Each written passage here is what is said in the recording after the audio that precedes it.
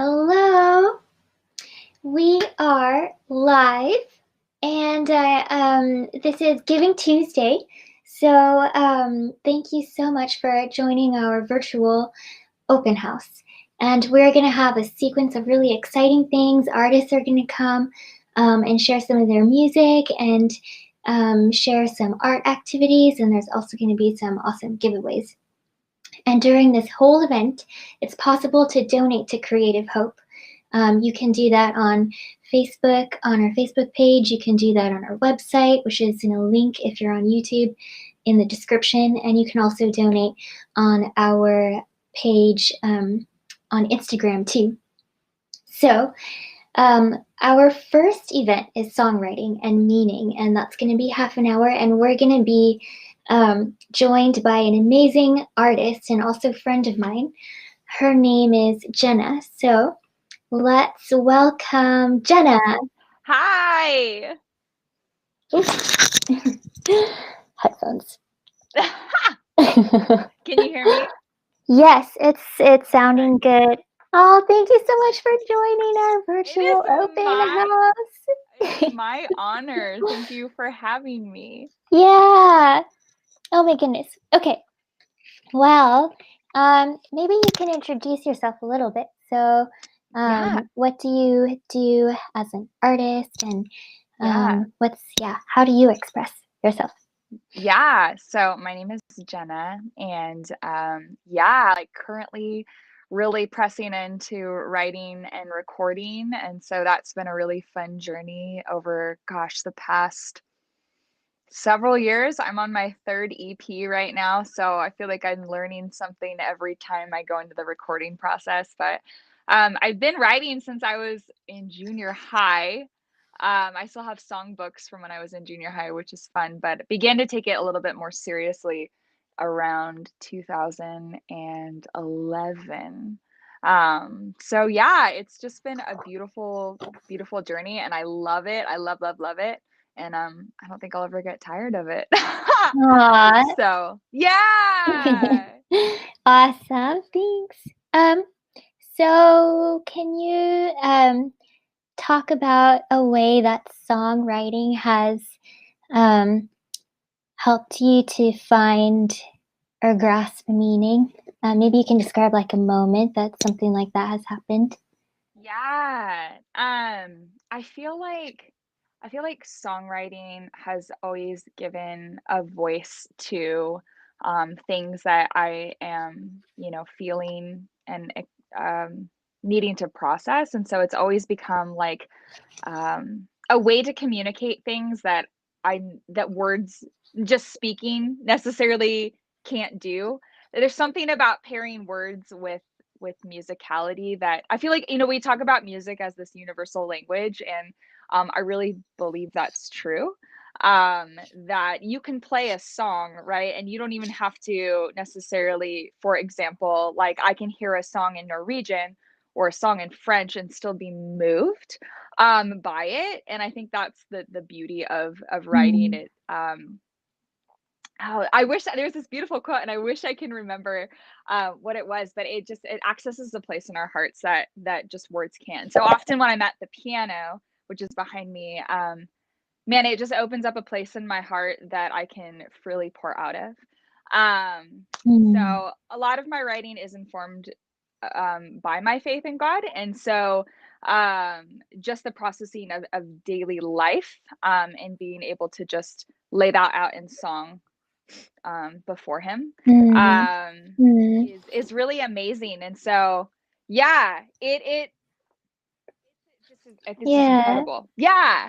So I know that you're in the middle of or not in the middle, like getting towards the end of producing your third EP, but your second one came out a couple years ago, and I remember just watching that process unfold and then being really blessed by the songs that came out in your EP called Boxes.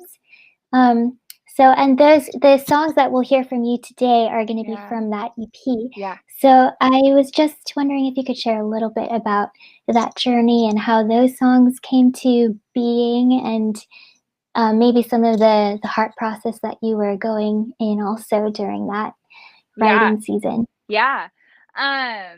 Yeah, it was a really fun journey to go on because I feel like something that I hold as an artist is just as a uh I don't know if you call it, I don't know what the word to call it, but new sounds for new seasons, basically. And that's something that I really hold on to as an artist because I just don't, I don't want, I feel like every sound, every season sounds different, metaphorically and also with what's going on in life, right?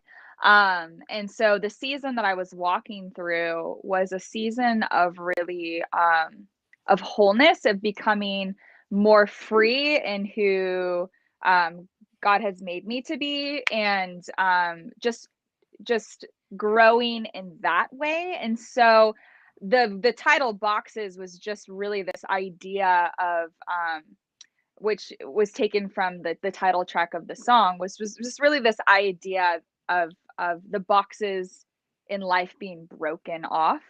And so the whole EP kind of explores the different things that were going on, in my heart during that time.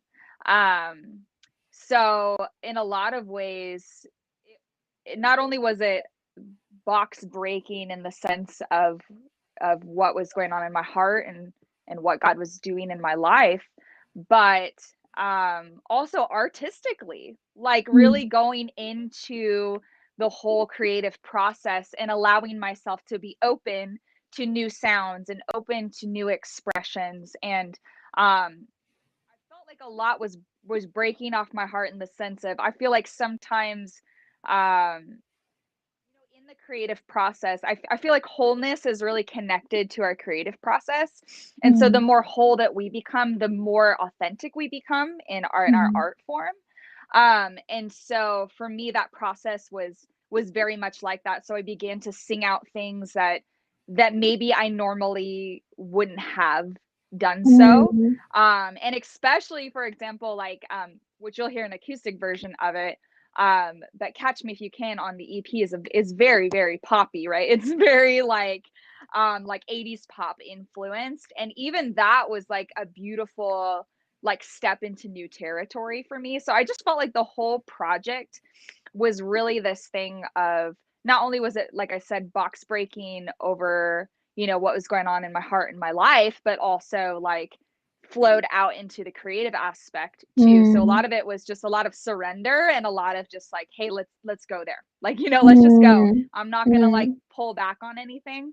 And that was really, really freeing from a personal heart level side and also from an artistic side as well. mm. Um, so yeah, lots of new territory, lots of like, it was also a season because there was so much new territory. It's like like, you're like, oh my gosh, my heart is just processing so much. And really the first time that like reality was like that first step of like, here's my heart world. But I feel like Boxes was like a whole other level of just like surrender and Mhm, taking my heart and literally entrusting it to people's hands, if that makes sense, because it was the first time I worked with a team of people. And let me just say that community and creativity are amazing. Like, being able to do creativity and community is outstanding. It's incredible. So yeah, I mm. could go on and on and on, and I hope this answered your question, but yeah, It it was really really did. transformative. Yeah, it was Mm. really transformative in a lot of ways. Yeah, and I Um, think what you described in your journey captures so much of what Creative Hope desires to facilitate, for people who maybe don't get as much opportunity to explore, just healing and wholeness yeah, through songwriting and expression and music. Um, yeah. It's yeah, amazing. And I think, yeah. as like, there's so many, I feel like that's one thing I've learned through the songwriting and recording aspect and creative aspect is like you can so easily say like, "Oh, this is who I am," right? And then Mm, you realize there's so many aspects to the way that you were made, right? And so being able to explore those different like aspects of the way that you were created, mm, and I think like, I think true art flows from here. Like this is your sound. Like, you can spend a lifetime trying to find a sound, like, sounding like this artist or this artist, and great, like, be influenced by different artists, but, like, I think creativity, I mean, is so unique in that way because it allows you to access this place, and then what comes forth if you're truly creating from your heart is your authentic sound. And I just love that. It's Yeah, so it's amazing. But so yeah, the powerful. arts gives that space to really like you Yeah, said, dive in and process yeah, those. yeah. Yeah. And I hear identity also, like Yes. just exploring, discovering, celebrating the way that you were Yeah. made, and in all of the spectrum of what Exactly. that Because yeah, means. we're Mm, so beautifully complex, like, mm, and every personality is so unique and so different, and, yeah, mm. I love that. Yeah. I think now's a good time to watch Catch Me If You Can. Yeah, let's go. So, I'm going to pull it up, in my nifty, streaming tools, Ooh. which it's my first time using this, so Nice. yeah, but it's pretty exciting. So, we're gonna watch Catch Me If You Can. It's being pulled up right now. Okay, here we go. I'm pressing deep into this love. Your spirit's drawing me, so I will rise and come. You call me close, my yes is yours. I've tasted and I've seen, but still I know there's more. One glimpse of your heart, God, and I'm undone. So catch me if you can, I'm falling deeper, deeper. Catch me if you can, I'm running further, further. Now, Father, you take my hand, I'll give you all I am, 'cause nothing's gonna hold me back.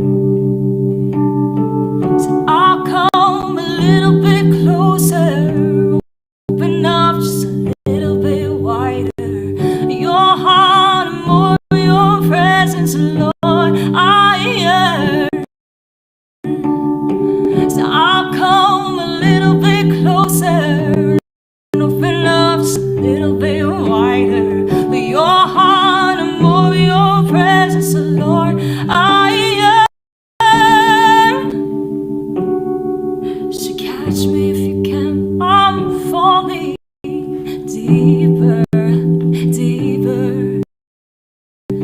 Catch me if you can. I'm running further, further, now further. Will you take my hand? I'll give you all I am. 'Cause nothing's gonna hold me back. My heart is set on you.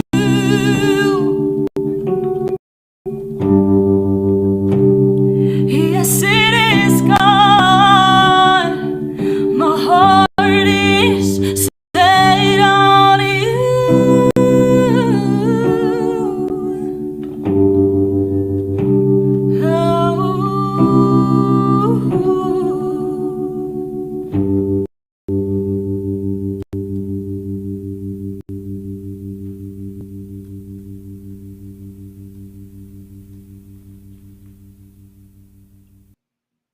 That was beautiful. I love that Thanks, run. girl. The doo-doo-doo. Oh, so nice. I loved that. Oh, I appreciate that. I wanted to ask another thing. So you had mentioned on top of just identity and exploring identity, the creative process in community is also a whole like new experience Yes. and something that you kind of had to, when it comes to new territory, it wasn't just a sonic like realm, but also a maybe like process type, like this is a new process in terms of creating, and boxes I think was a part of that too. So I wonder if you could talk a little bit about that part of your journey as well, exploration. Yeah, absolutely. So yeah, up until boxes, I was pretty guarded as far as like my work. And just because it's such a deeply personal kind of thing, and it's when your heart is connected to it, right? It makes it all the bit more beautifully vulnerable. And so I think once I got to boxes, like my heart was ready. And I felt God was like, your heart is ready. And I felt um yeah, just ready, I guess. So it was definitely like a process to get to. And it was like I think a big factor is really trust, because it is also like uh your work. I just feel like it's such a beautiful treasure, like what we create, and I don't think it's necessarily meant to just uh be cast out, if you will. You know what I mean? I feel like you need to honor your heart in the process, you know what I mean? And to honor, yeah, the work that's flowing out of you. Um so when I got to that process, I really had to learn, I think just trust, like trusting the people around me and the team that I was working with. And yeah, trust their expertise, and really realize like everybody's intention in this is to uh make it the best that it can be, tell the story the best way it can be told, and that I don't know everything. And I think that's been such a freeing process to like kind of come to, is like, man, I don't have to know everything, right? Like I don't there is a beauty to self-producing, and I'm so grateful that I got the opportunity, because it gives me the working knowledge. But I have absolutely loved kind of working through boxes, because there were definitely times where I was like what are they gonna do? You know what I mean? But the end product being stoked on the journey that I got to go through, to where now for the third process, the third project, it's like it is such a joy to be able to say like this was like my phase, and where I because that's the most important part of the process and of songwriting to me is the song. Like I I want to make sure that every word that I'm singing, I believe, and that it's 100% authentically me. Like I want it to be authentically me, and I think in our authenticity, it invites others into authenticity as well. So, and it's important for me to feel like at the end of a project I was 100% myself. But then to be able to go into the next phase and kind of release it in a sense. And it's not a release in the sense of like you guys just whatever, like I'm just compromising. Like it's a really beautiful thing to be like, you know, we did this together, and I trust what you carry, you know. And you realize at the end of the day, like you need all these different people to help accomplish the vision. And I think, like, I've walked away from, I get stoked that the songs get recorded. That's amazing. Like, but even more than that, like the relationships that were built and made mean the most to me. You know, the people that poured in and the people that invested and whatnot, like that means the most. And so that's almost the great, one of the greatest treasures that I take away from the process. But I feel like, it's the trust factor has to be there. And then trusting, what's been placed in people, like their giftings and their, you know, what they've learned. It's invaluable. So when I get a song that I know, like when I hear a song, it's like I could not have done that on my own, and if I did, it would have taken me forever. Like, you know. So it's a treasures, and at the end of the day, I can say, like, this is, wow, look at all the people that invested to make this beautiful piece of art that now gets released into the world for other people to find their stories in. Like, that's exciting. That's so cool. Like, you know, so I love it. And I always want to work with a team. I'm like, I just like flipped from where I was to where I am now. I'm like, man, I always want to work with a team, you know.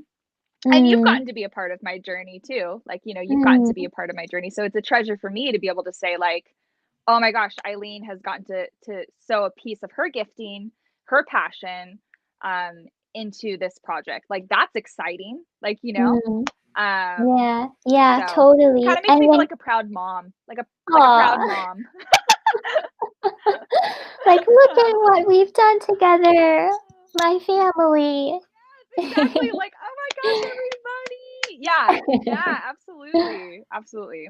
Yeah. And one thing that stood out also is the authenticity that you were talking about, and how when you bring yourself and your truest self into your creative process and expression, the people around you are invited into that as well, and bringing their authenticity. And I felt that every time I've gotten to work with you, which is really special. And I can say that, I've experienced that. And I think that sort of magic of creating together and how it causes relationships to bloom is totally what we're about, and what I feel a huge part of God's heart is about too. And just the co-creating and how that knits people together in a really good and beautiful way. So yeah, it's really amazing, and we've gotten to experience that, which is great. Yes. It's amazing. We were totally created for community. Yeah. So, and I one of the things that Creative Hope really strives for in our approach to ending oppression is the community building, because when there is those strong bonds between families and people, it brings a sense of strength and a type of unity that resists oppressive forces. So so I think just seeing this modeled in your life is really amazing. So I think we have just a few minutes left together for this section, and we have boxes to listen to. So I'm going to play that now. Oh yeah. Yeah. Okay, yeah. Go for Here it. Here it comes. In your kindness, all my walls are coming down.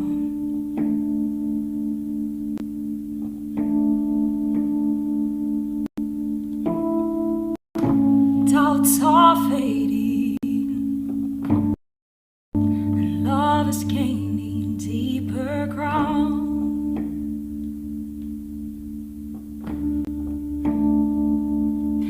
All my boxes, they are breaking, and my heart is rearranging. I'm coming in alignment with who you are. All my boxes, they are breaking, and my heart is rearranging. I'm coming in alignment with who you are.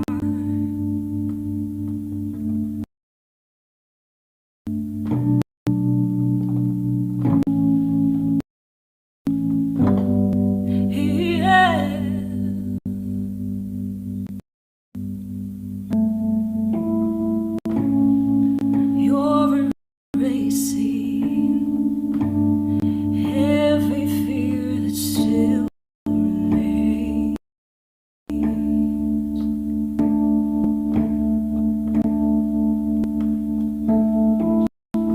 You are proving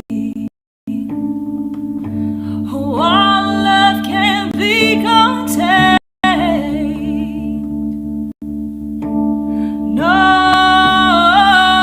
No, my boxes, they are breaking, and my heart is rearranging. I'm coming in alignment with who you are.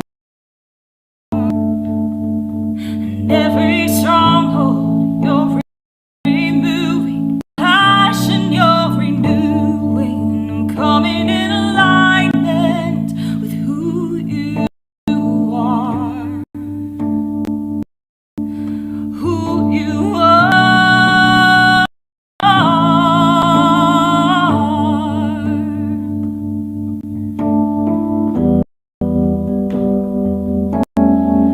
There's a fire burning in my heart.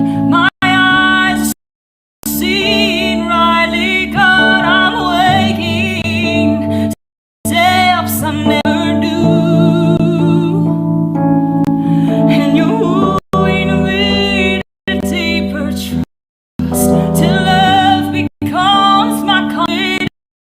I'm changing as I encounter you. No, all my boxes, they are breaking, and my heart is rearranging. I'm coming in alignment with who you are.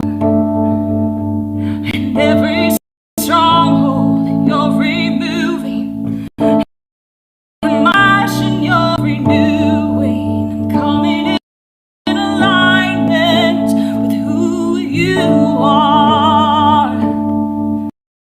And every heartbeat you're reclaiming, for your love is overtaking. I'm coming in alignment with who you are. I'm coming in alignment with who you are.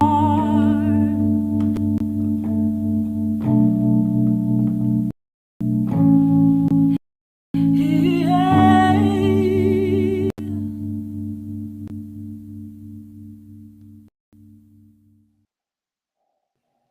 That was beautiful. Thank you. And thank you so much for being with us. So Absolutely. everybody. This was Jenna. And this was her from her EP Boxes.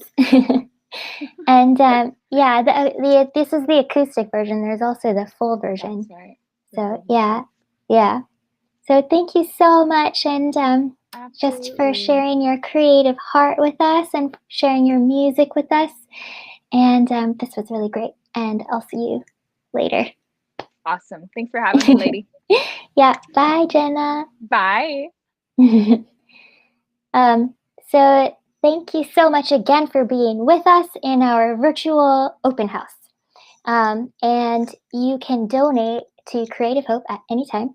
On Facebook or Instagram, on our pages, you'll see a donate button.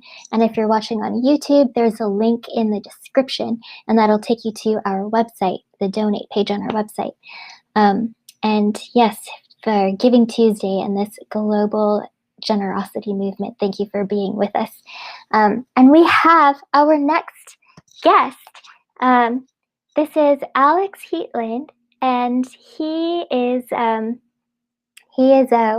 fantastic friend, but also colleague of mine, and we've worked together in two places in India, to Northeast and the North India. So, hi, Alex.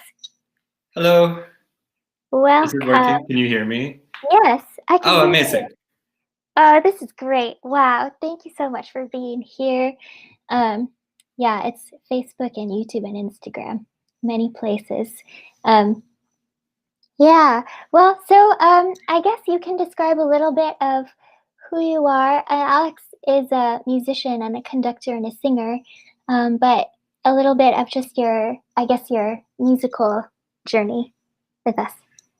Yeah, I have been doing choir music and musical theater and a lot of different singing sort of things for many years now.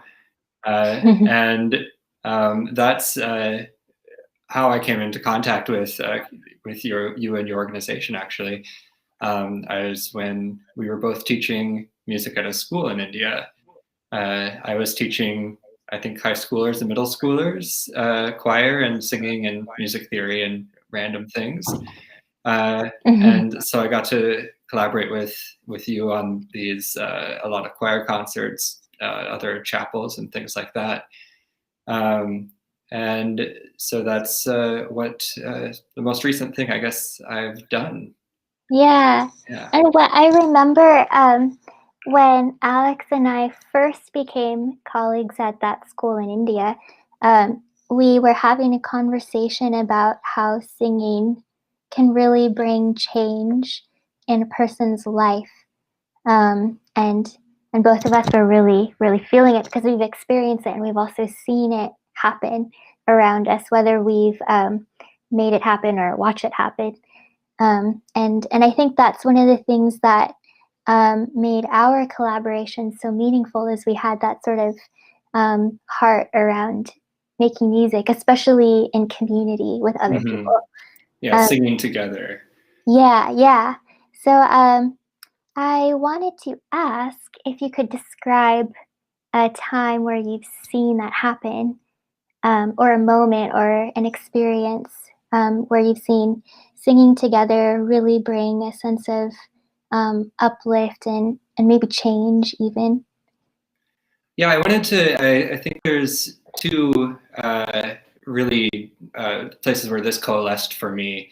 One was before we met, I was working in Minneapolis with a group that brought arts education into schools where schools had to cut the budget for music or theater or anything because of budget constraints. And so I was working with students who hadn't had an experience singing by themselves in a group.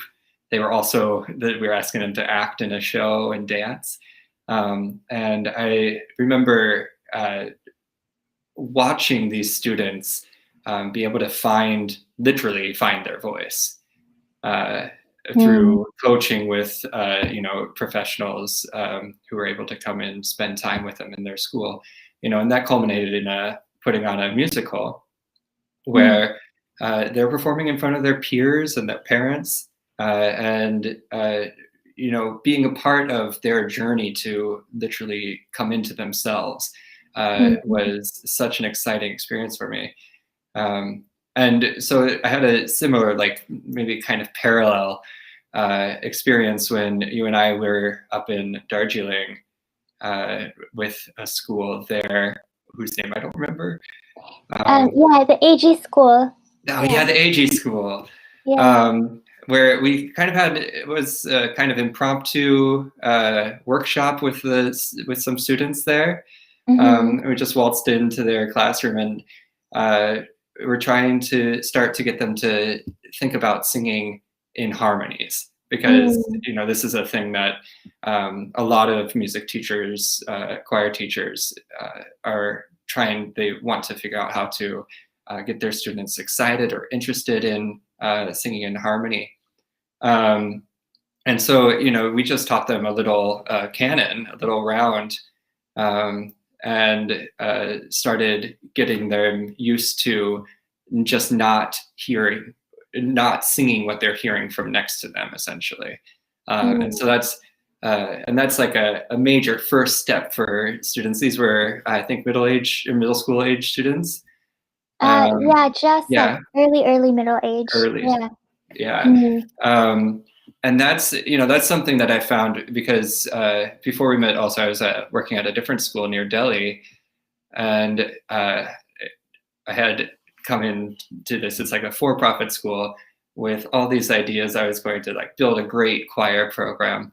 And once I encountered the students and found out, like a lot of these kids have never had an experience singing as a group or singing by themselves, and definitely not singing with harmonies or, you know, in canon, singing something different than what they're hearing next to them. And that, you know, in order to build a program, we have to start really with the basics, so that we can create the sort of singer that can then be independent enough to sing by themselves or sing something that's different than the people that are singing around them. Yeah. And I actually have a video of this moment. Oh, yeah. So I'm pulling it up now, but something happened to the formatting. So no. we might, so I'm converting it now.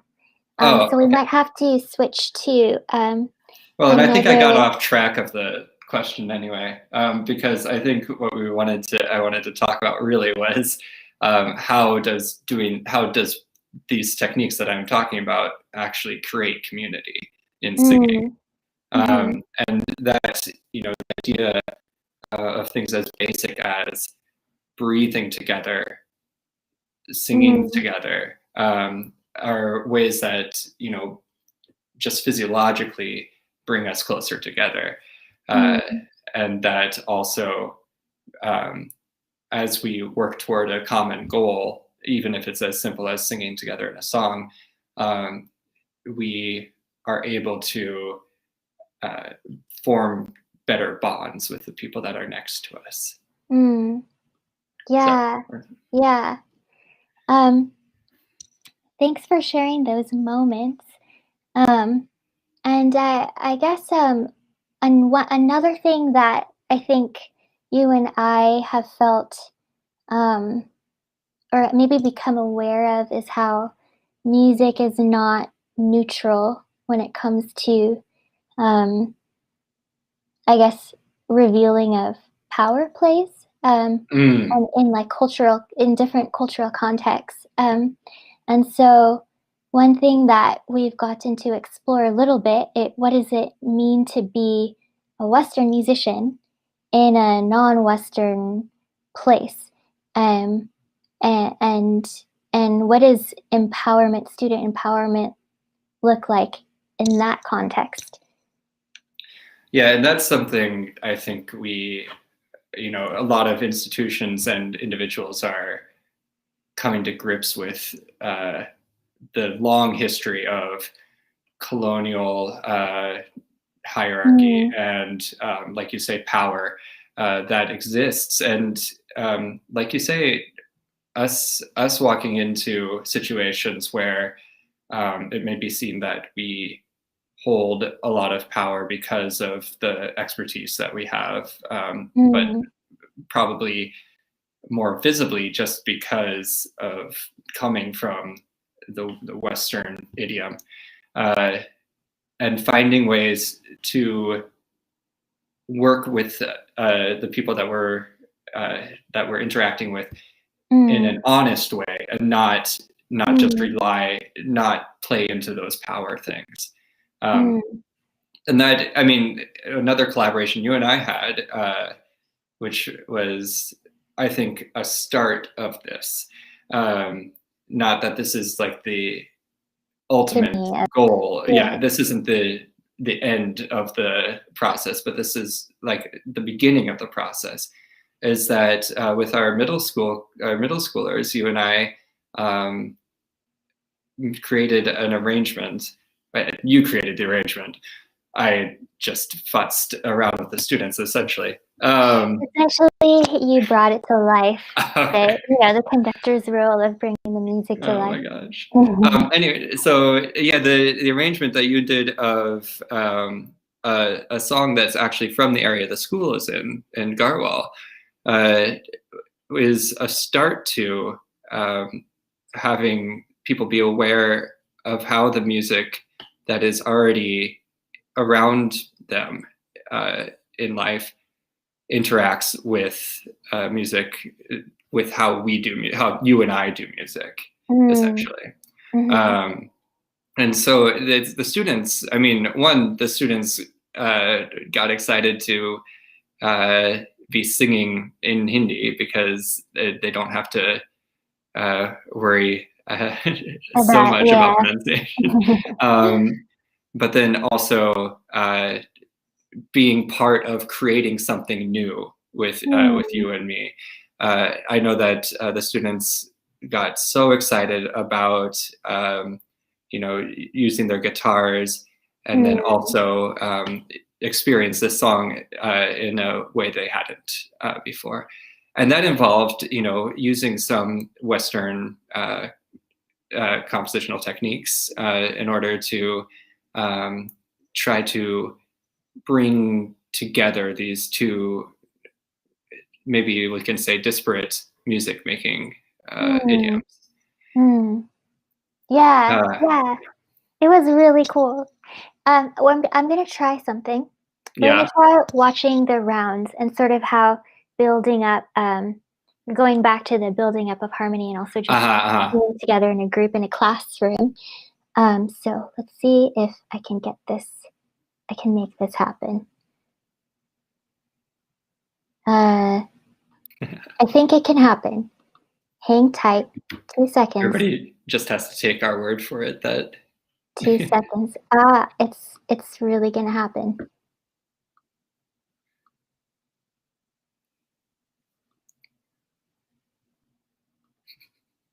Oh, I see.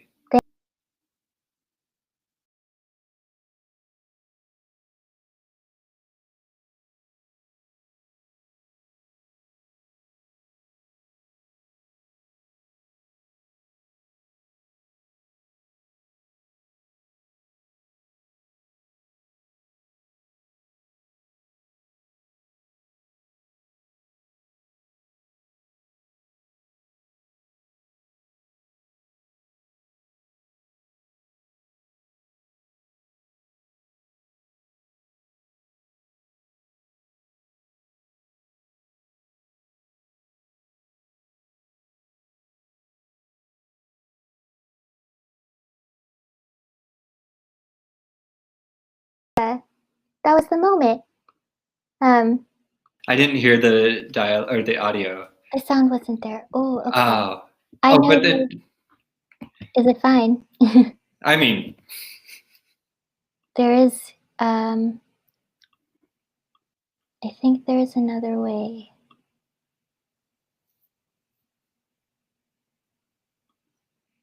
Let's try. We'll try again. Oh, neat.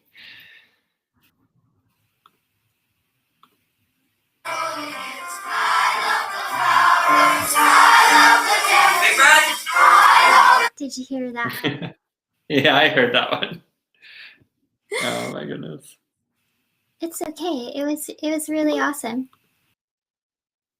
I mean, it was really great in the moment, because I think one important thing about creating music together is also the experience for the people in the moment, especially at this at this meeting the students where they are, so that this was after I think we had been together for 10-15 minutes or something.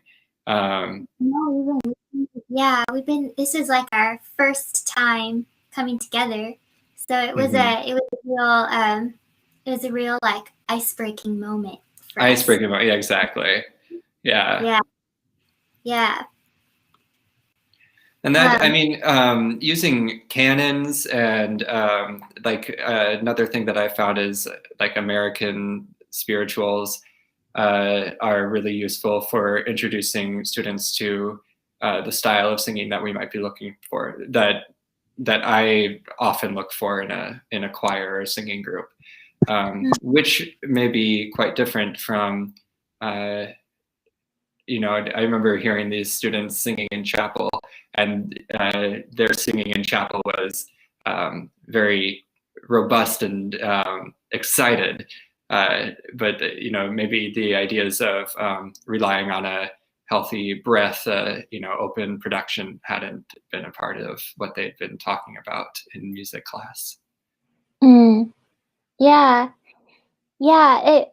Speaking of beautiful sound production, I remember when both of us were working at the same school, the journey that you had brought the middle school choir through, and the sort of the starting point of kind of, you've got all these really individualistic type approaches to producing sound, and I mean it's one way to make music, but I think something you had done is tuned all the students into each other, and so the difference between the beginning of their time with you to the time of their performing with you, the sort of awareness of the students in each other, it just brought sort of like a really unifying moment, and a real like awareness and sensitivity to the sound that everyone was producing together, as opposed to like, what am I doing and how am I sounding? And yeah, it was one that made me cry was Shenandoah, the one that you taught them. Oh, a year ago, because obviously that's a next goal, obviously, like once like the students we just saw, we had just started talking about breathing and using our bodies well for singing, and just because we got to spend I think the Shenandoah I had August. What comes after August? September. I had like maybe 4 months. September, October. So we had, I think, about 3 full months of seeing these students twice a week, in order to really get to that next level as performers together. And that's the thing that singing in choir requires you, yes, to take individual responsibility for knowing what you're doing and bringing that out, but then also, like you said, the massive responsibility of knowing what's going on next to you and how do you fit into that. And yes, like you say, how does my voice fit in with these other, I think we had 30 some kids in that group, and it's a transformative experience, I think, and why like you say, I think a lot of times with the softer songs like this, that's what remains in our bodies, and hopefully in these students' bodies long after they forget the words to Shenandoah. because it's those experiences of being in community, singing together that are that have longevity. Yeah, let's listen to Shamanda. Okay. This is I think it was a rehearsal for Okay. a performance, and I think the students were getting used to the new space. So I'm gonna pull it up here. I am becoming much better at live streaming, but it's still a process. Okay, here we go. Let's try this.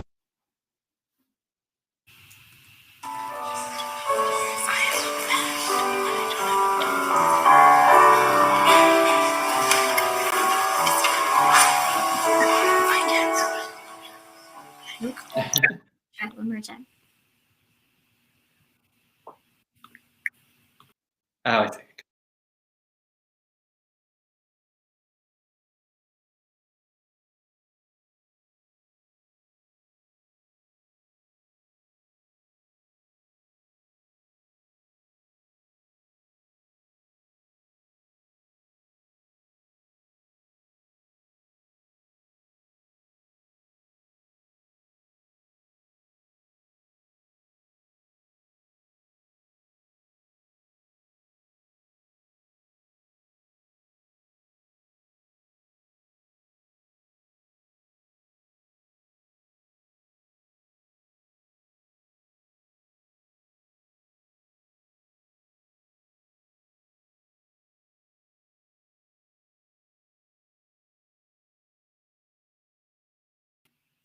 Sorry, I just learned that there was no audio, so I'm gonna fix that in a second.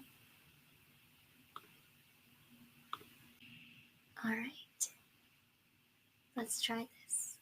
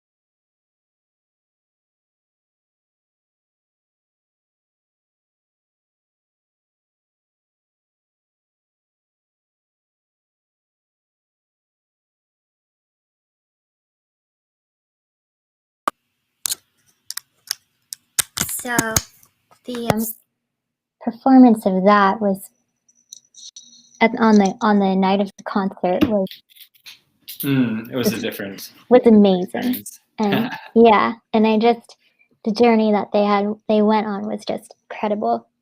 Yeah, and that was our first school concert together. So yeah, by the time, sadly, we didn't get to actually perform our spring set of music, but because by the time we broke for, by the time everybody got sent home, as it were, we we had become an actual choir. They were singing together, breathing together. I was really proud of that. Yeah, and I think the students were skeptical in the beginning, and then by the end they were like 100%. Yeah, there were a lot of them that once they had experienced singing together like that in front of an audience, which is it's a different experience than just doing it in the classroom. Then, I think we hooked a few of them. Yes. Yeah. Well, our time is coming to an end. I want to thank you, Alex, for sharing your time and letting me share these video clips that I have of some of the magical moments that we've had together. And just thank you. Thank you so much for being a part of Creative Hope. And I know we're going to be doing some pretty cool things together in the future too.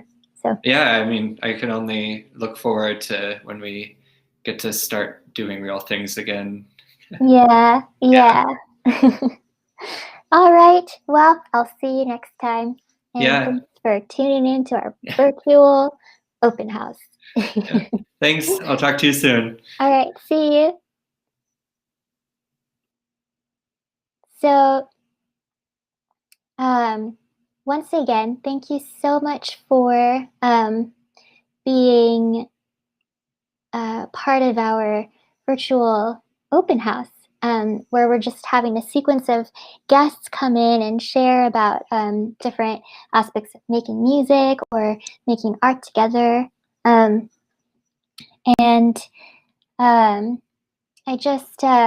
just wanted to I want to share with you about ways that you can give. So if you're on Facebook, you can go on our Facebook page, Creative Hope International, and you'll see a donate button, and you can donate through that. And if you're on Instagram, on our Instagram account, you'll see a donate button on Creative Hope International's Instagram account. And you can donate there. And if you're watching on YouTube, if you go into the description, there will be a link to the donate page on our website, and you can follow that link and then you can give there. And we're having this virtual open house today, December 1st, because it's Giving Tuesday, which is a bit of a reaction to Cyber Monday, but it also is just an incredible opportunity to collectively make a difference in the world around us. And if you give to Creative Hope, you are ending poverty and slavery and oppression through creativity and through love. And so we are a group of artists, educators, families, and we work to ending slavery and poverty, particularly in Cambodia and the Himalayas. So thank you for being a part of our work. I just wanted to share with you that if you give during one of the magical moments during our virtual open house, we don't know what that magical moment is. There will be giveaways. You will get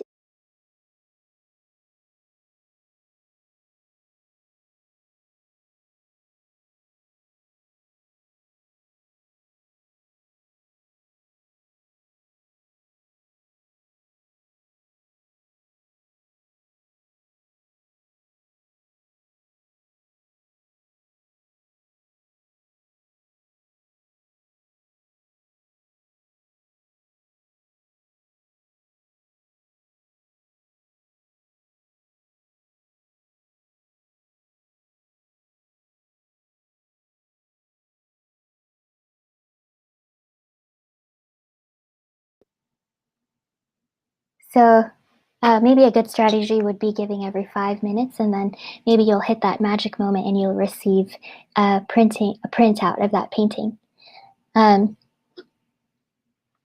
So I would like to share with you. We have another guest.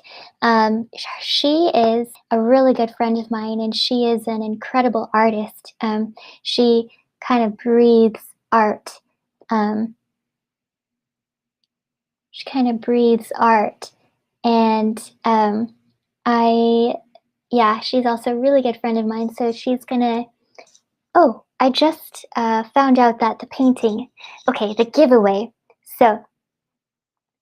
Giveaway is that if you donate during one of the magical moments in this event, you will get a printout of a painting called Masala Chai. I'll show you the painting here. This is Masala Chai. So if you give during one of the magical moments, you'll get a printout of this. So maybe a good strategy is to give a little bit every 5 minutes. And then it's likely that you'll receive that.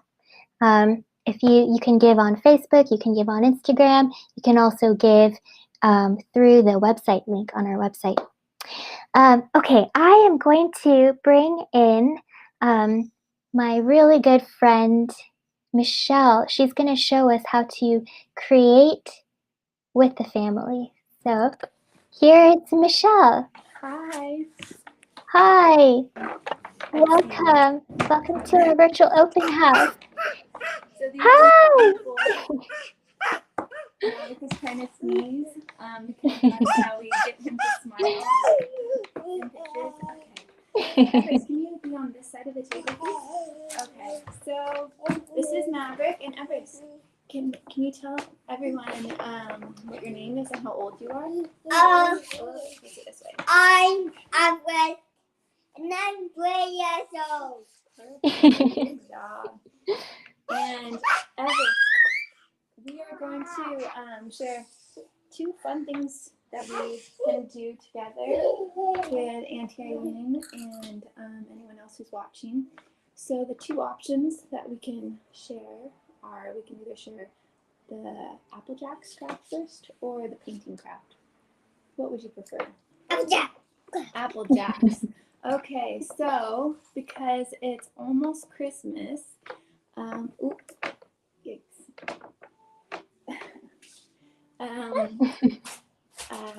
we were going to do a craft with Apple Jacks, which are kind of like a Cheerio type cereal that are red and green.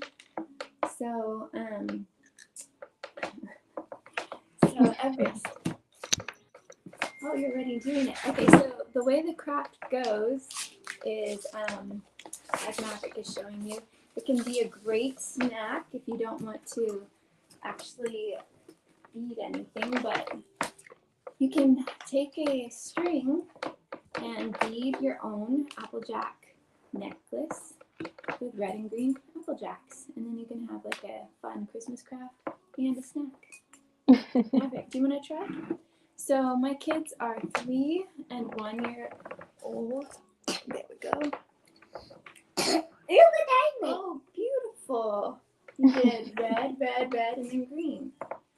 And so everyone with different age kids are going to have like different crafts or creating things that will work really well for their family.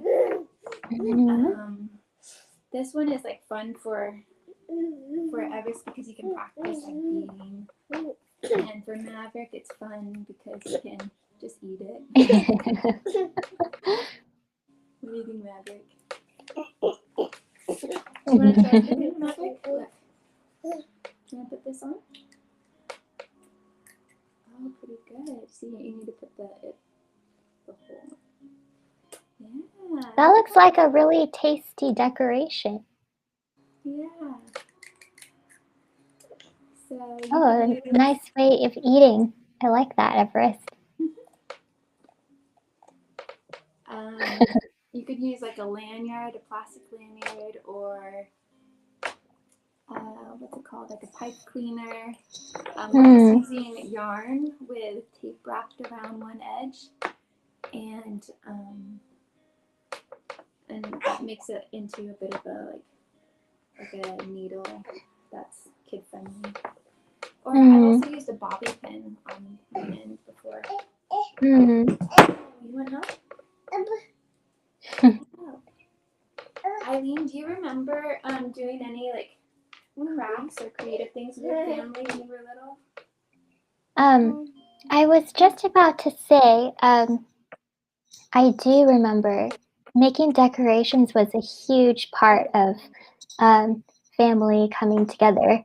But I just had an idea that I wanted to share. So Michelle and I have been friends since we were 2 years old. And one of the things that we loved doing together was painting and drawing and making portraits. And we would always do it together, and we'd like get inspired by each other and the different like ways that we would see things and the colors that we would choose. And I just thought of this now, but I want to show some of the sketches that we did together. I have them in my sketchbook. You do? So yeah, so I'll go get it. It's just in the next room. And in the meantime, you can enjoy crafting with the kiddos, the tasty craft, and I'll be back in like 10 seconds. I'm curious what sketches you'll bring, because I feel like I have all of our sketches that we would do together. So I'm wondering if like this is one that I don't remember. Wow, look at what Everest is doing. He did green, red, red, green, red, red, green. Wow, Maverick, you know that's Everest that he's making. I can make one for you. Okay. Maverick really likes eating these. Everest, do you want me to tell him a funny story about when I first did a craft with you? One of the first are you back, Eileen? I'm back. Okay. Let's see.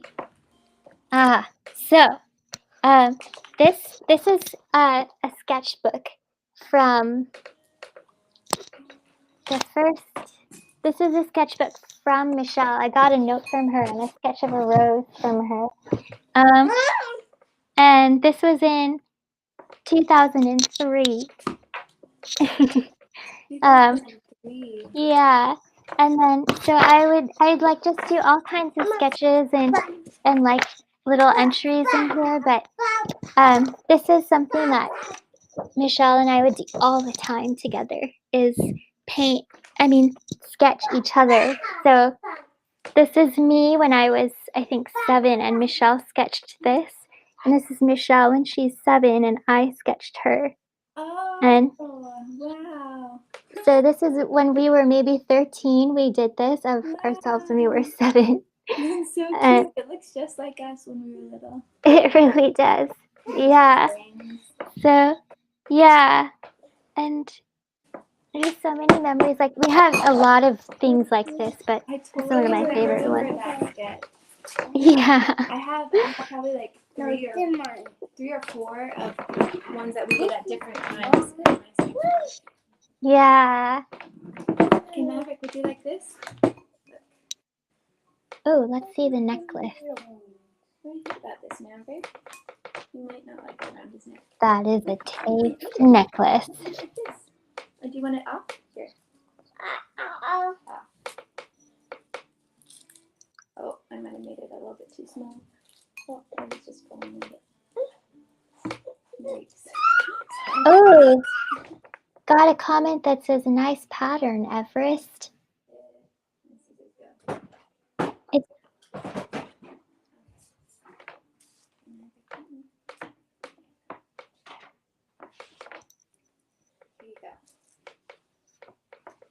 So I was, when you were gone, I was about to tell Everest about like the first time I did it, maybe the first 2 times I did crafts with him.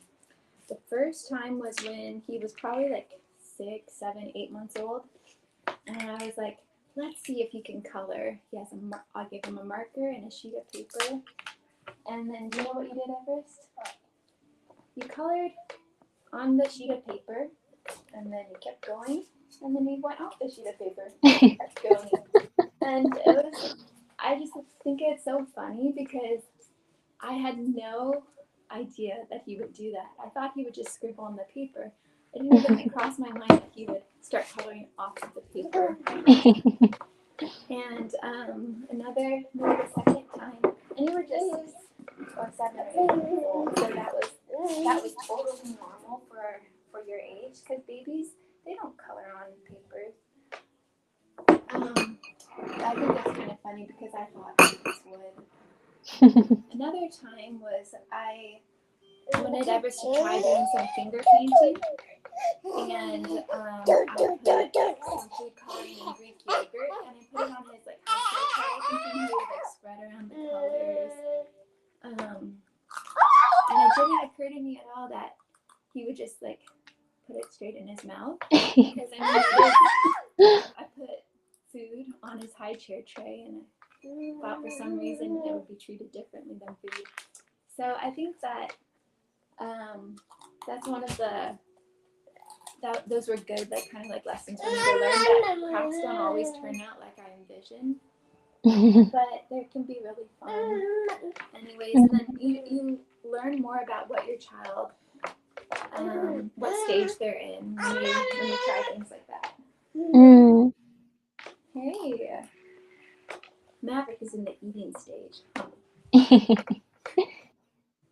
Yeah, I'll show you one more craft. So I have a 3-year-old niece. She's the same age as Everest, and she's all about making crafts. And one really fun thing, I think you had mentioned this, but you can really get to know the person through the things that they make. Like what preferences they like, or what attracts their eye, or even a little bit of their personality. Is it bold and lots of color? Is that delicate? And so that's it is really fun to sort of see different personalities. Okay, so I'll be back in just a couple seconds. I'll grab a few more things and then I'll show them. I'll just go like this. I'll be back. Okay, so Everest is eating again and doing a great job. This looks so good, Everest. Can I show the camera what you've done? No. He's still working on it. No, don't. Oh. No. Okay, you know what? I have a big bowl of more for you. So Maverick just ate the Cheerios that Everest wanted to work with. That's what happened. That's what happens. Maverick. Mama. That is water. Mama. So, Maverick, what do you like? Maverick likes water. Maverick likes dogs. Did you say dog?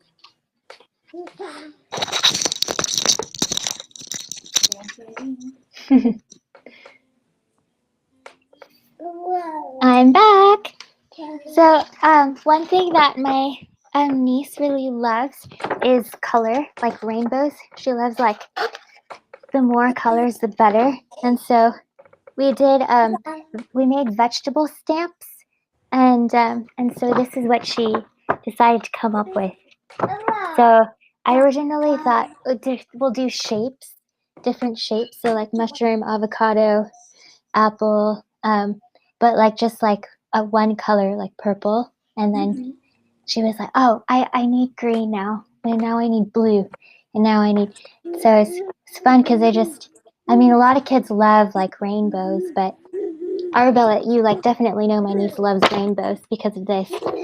And then another thing about like learning about personalities through crafts. So my family, I have 4 siblings. I have 3 siblings. And there was one time where we made these wreaths. We painted them for Christmas. So I think, I don't know, like each kid was gravitated towards a different type of color combination. They're so different. Yeah, and I don't exactly remember whose was whose. I'm pretty sure this is mine, so I was like into traditional. Stars are gold, wreaths are green, ribbons are red. It's like very sort of standard. I think this might have been my sister, who's like maybe not so into having things be the normal way. She's like out of the box gold wreath instead of green. And I think this might have been my little brother. Sparkly. I think. But he just, yeah, like pizzazz was his thing back then. So, yeah. But anyways, it was fun. It was a lot of fun. Mavik's trying to say hi to you. Hi. You say hi? Hi. Iris, do you want to show Auntie Aileen our second craft that we prepared? No.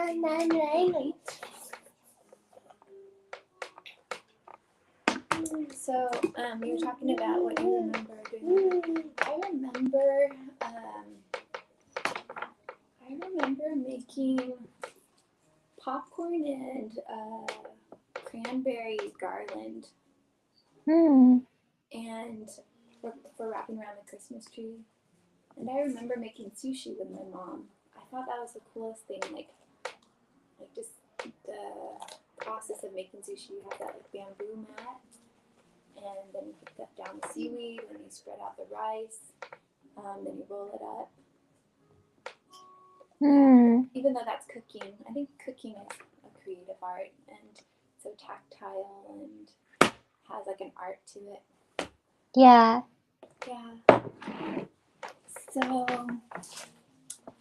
so the other craft we prepared is watercolors. Ooh. So this is one of my favorite things to do with the boys because it just always turns out so beautiful. Iris, you do such a good job with watercolors. Here, I'm gonna have like an easel set up over here. Hi, Mavic is so okay, so the thing that I love about this is like these cards can make like beautiful gifts for family or friends or cards. This is a card, and there's like no right way to do it. Is this the one you made for Maverick? Yes, I think that is the one I made for Maverick. Why do you like it? The one Applejack. you really like Applejack, you can eat more. They're 2 bolts. The one trick that I've learned, the 2 tips I have for making cards and watercolor paintings. The first one is to wet the paper beforehand, because then watercolor does a beautiful thing. It just like spreads and just like bleeds into other parts of the paper, so it just looks really beautiful. Here, I can do that. And then the second tip is if you have a very young child, make sure they don't eat it. At the same time, Paintbrush? yes, I forgot to get those out. So so one time I found Maverick with like a paintbrush in his mouth when I turned my back, and his tongue was all blue, and I was like freaking out, thinking, oh no, is this toxic? And some paint colors are toxic actually, but what I learned from that experience after I called the pediatrician That one with the Yeah, which one do you want? knife. No knives. What One. I learned is that most watercolors are non-toxic. Like you probably can get some toxic ones, but like they're like some of the super expensive ones. So generally, if you buy any watercolors that are probably like less than $30, they're not going to be toxic because they're like the imitation.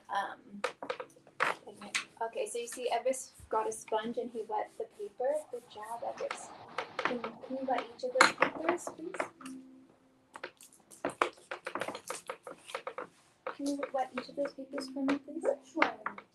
Where did your sponge go? This sponge go. Which two papers? This one, and this one.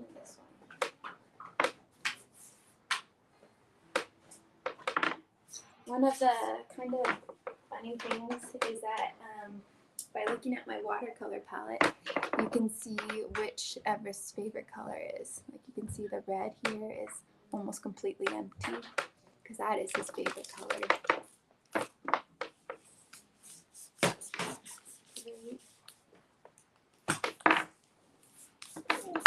This one?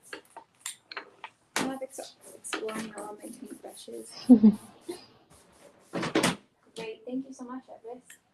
Okay, now is the time to pick up a paintbrush and then pick out your color of paint. And the way it goes is dip it in the water, then pick a color, and then put it on the paper.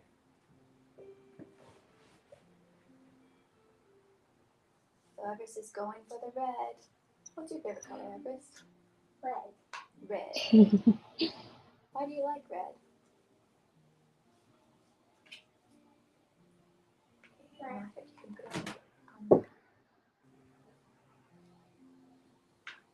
Yeah, so I'll show you what it looks like up close.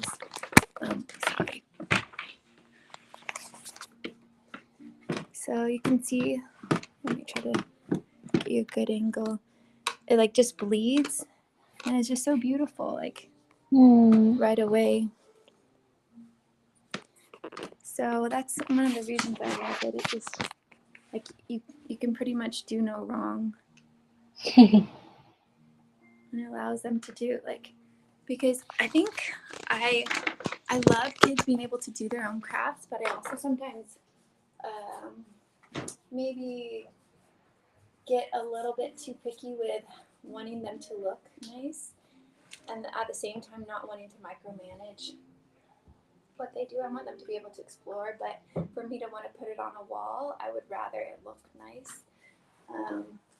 So that's one of the reasons I love this one, because it always looks so good. Mama, I want them blue for you. Ooh. Oh, thank you. Because you know blue's my favorite color. Everest is painting a blue one for me. Because he knows it's my favorite color. It's beautiful. You want to paint blue and green? I like blue and green together.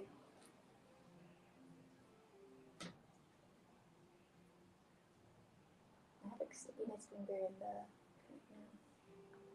So now I can't remember not green.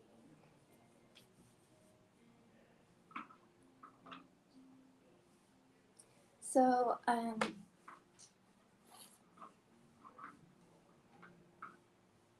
when you were little, Eileen, did you always want to like do art in your favorite color?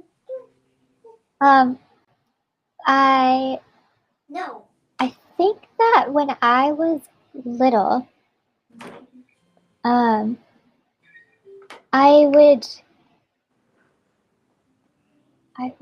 definitely liked certain things to be my favorite color, which was pink. It didn't have to be everything, but yeah, I definitely gravitated towards things like making the center of the piece of art pink, because that was my favorite. Nice. But yeah, I think I think color is really special because it also does express emotion, whether you're conscious of it or not conscious of it. And so that's always a really cool thing. That's something that I found, I think when it would come to us doing more like art therapy workshops with the girls in Cambodia, it would be interesting to see which colors the girls would gravitate towards and sort of like understand what was happening in them, or maybe their perspective on things through not only like the images that they would create, but also their color choice. And then because they got like regular counseling and art therapy was a part of their counseling, I think they got really good actually, or familiar and good with expressing through color as well. So yeah. I really do love this one because it is a very like guaranteed successful beautiful thing, beautiful craft. That's so useful. It's such a nice gift to give to people. I love that. I love what they do. Like, it just, yeah, it's so, kind of reminds me of a screensaver that I have on my computer that I love, where it just like transitions from one color to another color gradually. It's almost like a sky slowly changing colors. Yeah. Well, it's almost getting to the end of our time together. Okay. Is there anything last things you'd like to say or share or show? Everest, is there anything you would like to share about how to make these look good? I'll show you guys what he's done. So. That's really beautiful, Everest. Everest, you want to explain? How do you make this look so good? How did you make these look so good? Water and paint. Water and paint. Yeah, and most of these are one color today, which is a little surprising because in the past they've always been multiple colors. I guess you can see this one's multiple colors. I think they all look so beautiful. Yeah. So thank you so much for having us. Thanks for joining our open house. And yeah, there was a few people who commented, but I think their grandma commented and said that she liked the patterns. Oh, so, nice. Yeah. Grandma or Grandma said that she liked your designs. She was watching. She was watching you make something. Bye-bye. Nava, can you say bye-bye? Bye. Okay, thanks for having us. Thanks so much for sharing your art. Okay. And see you later. Bye. So that was super fun. And if you have little kids at home, hopefully this was really helpful. And I know that creating things together definitely just creates a environment for relationships to grow. So it's something that we really believe in and really encourage in our ministry at CreativeHope too. So I am going to explain again. Our virtual open house is happening today because today is Giving Tuesday, which is a global generosity movement that sort of counteracts consumerism. And also it just gives a great opportunity for people to practice investing in positive change. And by investing in CreativeHope, you invest in ending poverty and slavery and oppression in the Himalayas and in Cambodia through love and through creativity, and really just pursuing seeing the love of God on display in the lives of the marginalized. And we are also doing giveaways.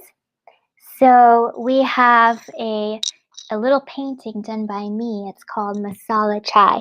It's 8 by 8, and it's a drink. Masala means spice and chai is tea. And these are the ingredients for it. So it would look cute in a kitchen. Or so we're doing giveaways. How it works is if you donate during one of the magical moments that has been pre-decided, but it's a mystery, during this virtual open house, then you will receive a print of this painting.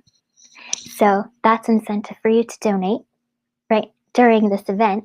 You can donate at any time, of course, but if you donate during one of those magical moments, there's 5 of them, 5-minute window, 5 of them throughout this event, you'll get a print of the painting. So I don't know, maybe a good strategy would be donating a little bit every 5 minutes. Anyways, so we have next a friend, our next guest, Prabal, who is actually in Nepal, and he is a musician. He plays guitar and he's learning violin, and he's also a teacher, and he has his own music studio in Nepal, and he has collaborated with us because he is the music teacher at our partner school in Nepal. And some of the work, one of the branches of work that we do is creative arts partnerships, and that's where we partner with schools, their educational partnerships, schools that really value creativity and a holistic education for their students, and believe in that sense of empowerment that students receive when they create and when they make music together. So there is a school that we are a partner with in Dang in Nepal, and Prabal is one of the key people that makes our partnership with the school really effective and really amazing. He's spent a lot of time with the students. So he has, when he joins us, he's going to share some of his experiences with us and some of the things that he's got to create with students, with his students from his music studio. It looks like Prabal is there, but his screen is not on, so I'm just going to reach out to him and just make sure that everything is going okay on his end. This is why it's really good to have a phone with an email app on it.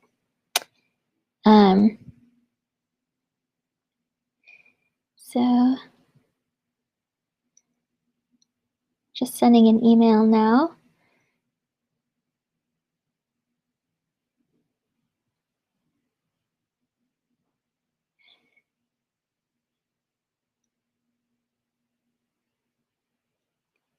And while we wait, I think what I can do is share a video with you. I'll play a video that kind of shows some of the history of Creative Hope over the past 6 years. It was the video that we showed in the summer of this year, where our whole community got together in a virtual way. So even though there was a pandemic, there is a pandemic, and we're kind of forced to be separate from each other. We were still able to come together and kind of celebrate what Creative Hope has been doing over the past 6 years. I also got a message that I should explain about the painting again. So there's a giveaway. This is called masala chai, and it's something that I painted, and it's the ingredients that go into masala chai: cinnamon, ginger, pepper, star anise, and it is 8 by 8, and it would look great in a kitchen, or I don't know, it would look great anywhere. If you have a sort of Instagram wall, like a physical one, this might look really good over there. So if you donate during this virtual open house, during one of the 5 magical moments, 5-minute window, then you'll receive a print of that painting. And we are going to, we have a lot of incredible vision. One of the amazing things about this year is that we've been able to gather our perspective and all the things that we've learned over the past 6 years, and put it into a really streamlined vision for the next 6 years to come. And one of the things that we are really excited about is developing and deepening our creative arts partnerships, which our next guest, Prabal, is a huge part of our partnership in Nepal. These creative arts partnerships are a partnership that happens between CreativeHope and a school that's been set up for children who are in underserved communities. And we really are pushing to bring empowerment to students together with the school, and to grow them in their identity, and just really empower them and equip them so that they can give back to their communities in the future, and also resist the forces of oppression that are so prominent around underserved communities. The 4 ways that we partner with schools is through teacher training. We equip teachers not only in bringing creativity into their classrooms, but we equip them in a lot of other levels as well. So teacher training. Another aspect of our partnerships is resource sharing. So we share curriculum, we build curriculum together, we share resources like materials for keeping instruments healthy, materials like books. So we do resource sharing. So there's teacher training, resource sharing. We also do events. So festivals or concerts, or just any type of community music where the community can gather around the school's musical presentation and sharing.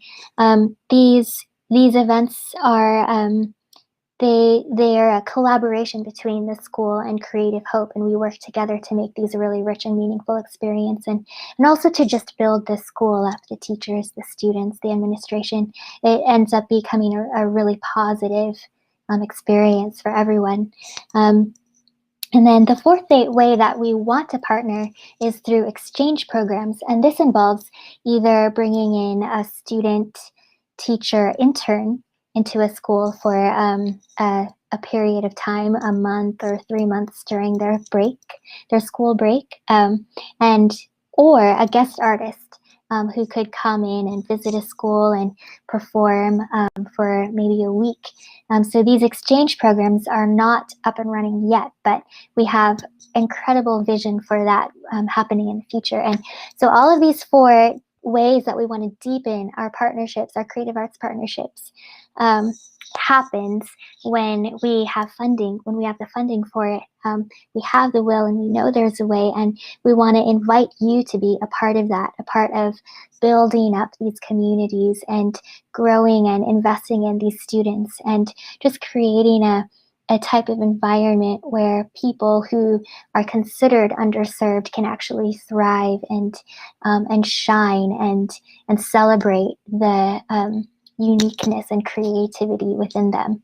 And this is definitely a key way to how we want to stand with these people and resist oppression and slavery and end poverty. So I haven't heard from Prabal yet, so I'm going to play this video that we got to watch together in the summer, but we can watch it together now. Here we go.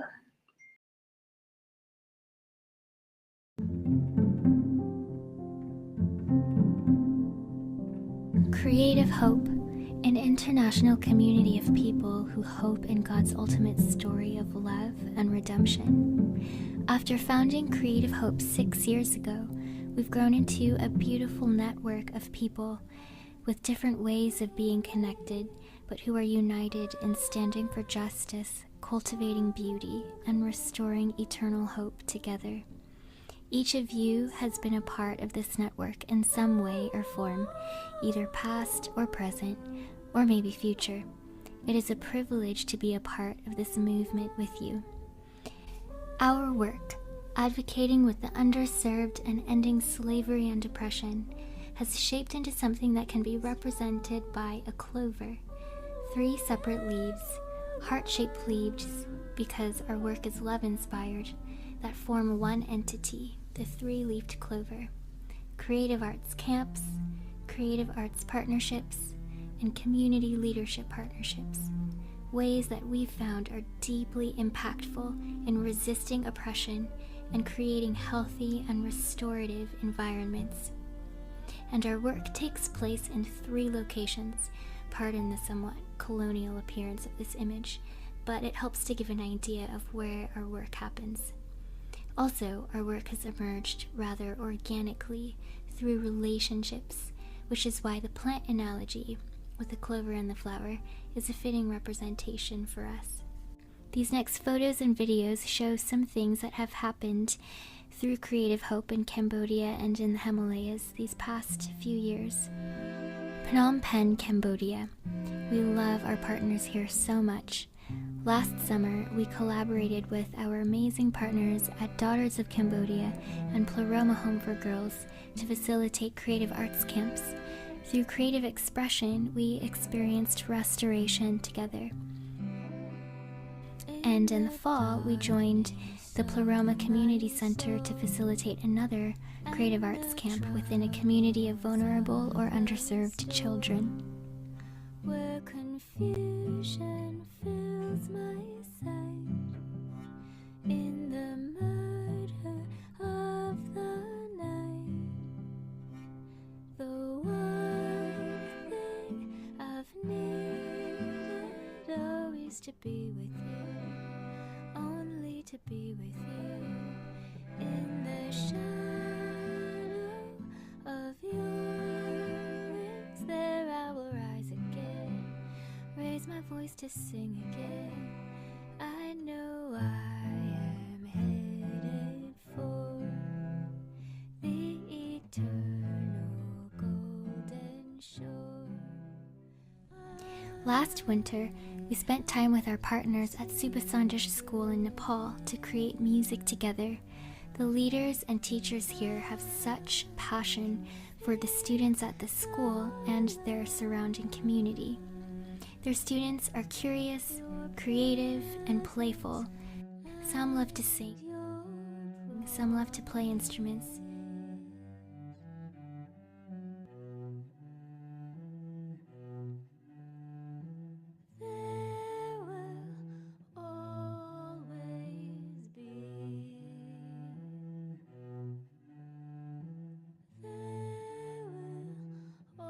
The older students were able to perform at their annual program at the end of their school year in March, thanks to their dedicated teachers.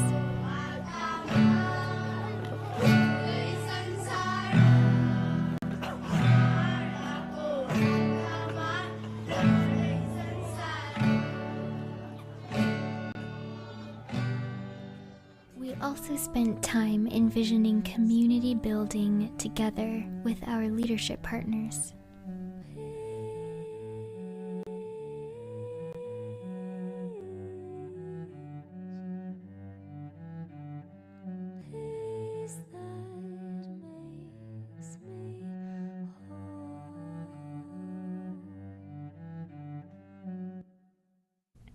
And now, like everyone else, our work is taking a very different shape. We've moved to a virtual world. which has actually given us the opportunity to explore alternative ways to carry our work forward. We've hosted online workshops and seminars that focus on a creative activity or relationship building at home, resources for resisting oppression. Our partner school in Darjeeling has continued school online. These students in Darjeeling are incredibly musical and innovative.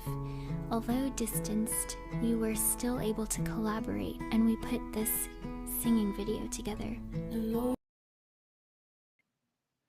We're going to save that video, the singing video, for later. And we are about to, Prabal says that he's here. Prabal is actually a part of our partnership in Nepal. So the person who was conducting the song Fulko Akama was actually Prabal. So I'm going to bring him on to our open house. We just need to wait for his camera to start working.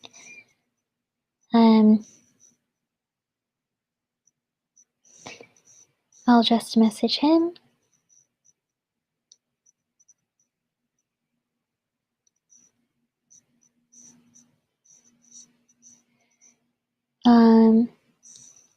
So that he knows that he needs to turn his webcam on. In the meantime, while we wait for him to figure that out, you can donate. It's Giving Tuesday. It's a global giving movement, and you can donate to CreativeHope. If you're watching on YouTube, you can go to the description, and there's a link to the website, the donate page on our website, and you can donate through there. And if you're watching on Facebook, there's a donate page on the CreativeHope International Facebook page, and you can click on that. And then that will lead you to a way to donate. And then if you're watching on Instagram, you can go to our CreativeHope International Instagram account, and you'll see a donate button on there, and then you can donate through Instagram as well.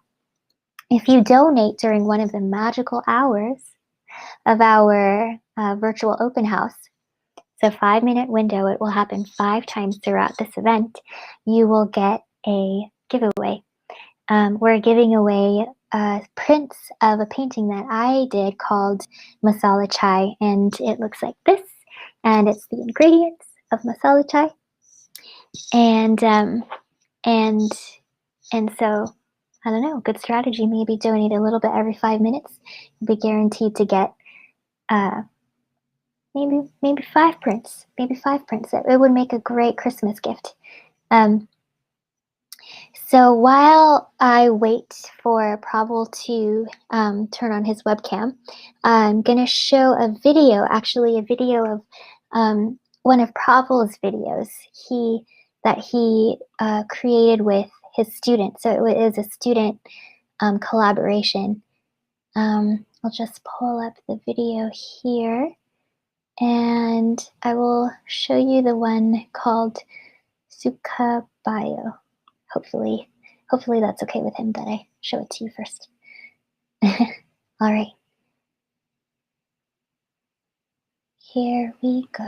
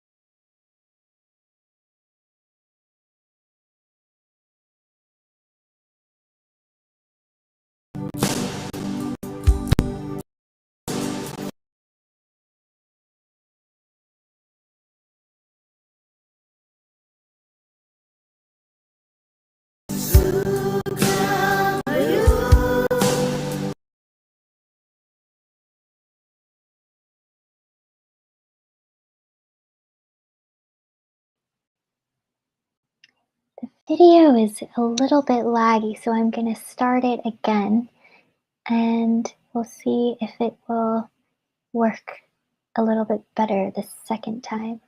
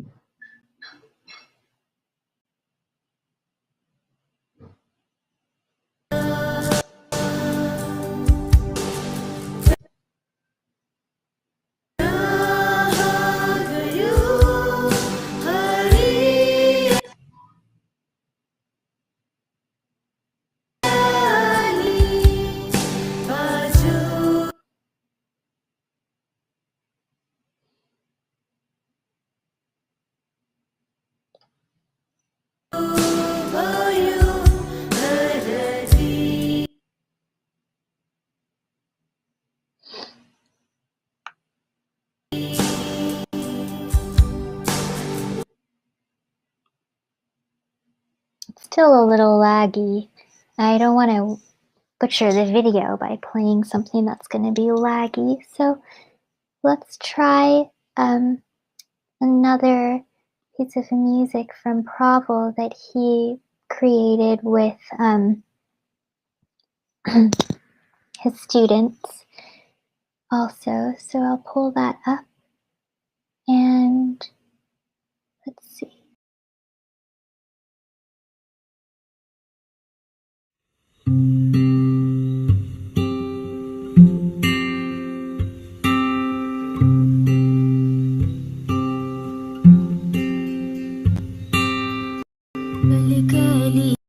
बगीचा आदि खोला कसरी बुझाउने मन मेरो होला साँचेको जो बना आखेर इजा आगुमै सालै त भेट हाम्रो होला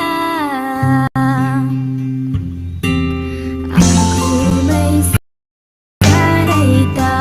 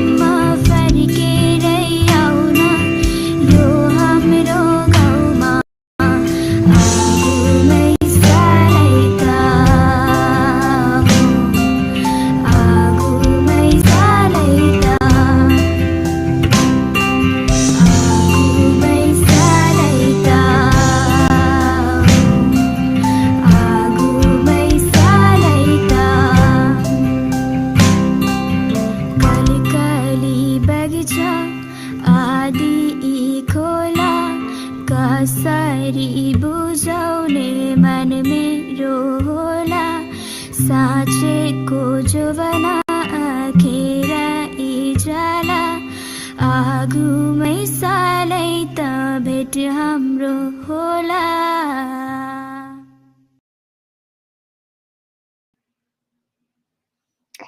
So that was a project, a student project that Prabal put together with his music students. And so I think it's such a wonderful thing to see a music teacher or a musician build up and promote and create opportunities for students to create and put things together, and in such a modern medium as well, video and music recording. So it's fantastic and great job, Prabal. It seems like the webcam is not going to work, and so we might not get to hear from Prabal live today, but I'm glad that we got to experience some of the work that he's doing with his students in making videos and giving his students opportunities to grow and express and experiment in this very modern and relevant creative medium of music recording and video recording and editing. So we are about halfway through our virtual open house. We have had some fantastic music and just thinking about music and creating, making music and singing together, and also creating at home and what that can do in terms of building up relationship within family and in home life. We are about to hear more music. We're going to hear more music, and then we're going to create more festive decorations for the season. And we have some videos to watch of our students, CreativeHope students, and some work that they've put together. And then we're going to hear some live music from some fantastic musicians at the very end. So I encourage you to just keep on tuning in. It might be dinner time. Keep it on, cook some dinner, eat some dinner, and or if you're on the other side of the world, make your breakfast, enjoy your coffee or your tea. And yeah, we'll keep going with our virtual open house. So it is Giving Tuesday. If you are on the other side of the world, it's not Giving Tuesday anymore, but on the west coast of the US, it's still Giving Tuesday, December 1st, and it is a global giving movement, a time where we can collectively practice generosity and make a difference for good in our world. And if you decide to partner with Creative Hope and give to Creative Hope, you are partnering with us in ending slavery and ending oppression. And poverty. And we work in the Himalayas, and we work in Cambodia, and we partner with people to empower communities to resist the oppressive forces around them, and to really stand for justice and cultivate beauty and restore eternal hope. One of the things that we've gotten to do this past year during lockdown is really focus on building vision together, and really exciting vision that we have. We have 3 areas of our work: creative arts partnerships, that's arts education; creative arts camps, that's arts restoration; and creative and community leadership partnerships, and that's where we partner with leaders to invest in the community and build relationships. One of the exciting things that's coming up is our creative arts partnerships, and the 4 ways that we really want to deepen our partnerships, and that is through teacher training, through exchange programs, through resource sharing, and through events and festivals. And so if you give to us, we can really deepen these partnerships and really empower and equip students to resist oppression and build a strong and healthy community. So we have with us our next guest. Our next guest is Jessie Livermore, and she is a wonderful friend, first and foremost, but also a fantastic musician. And she has helped with CreativeHope work in so many meaningful ways over the years.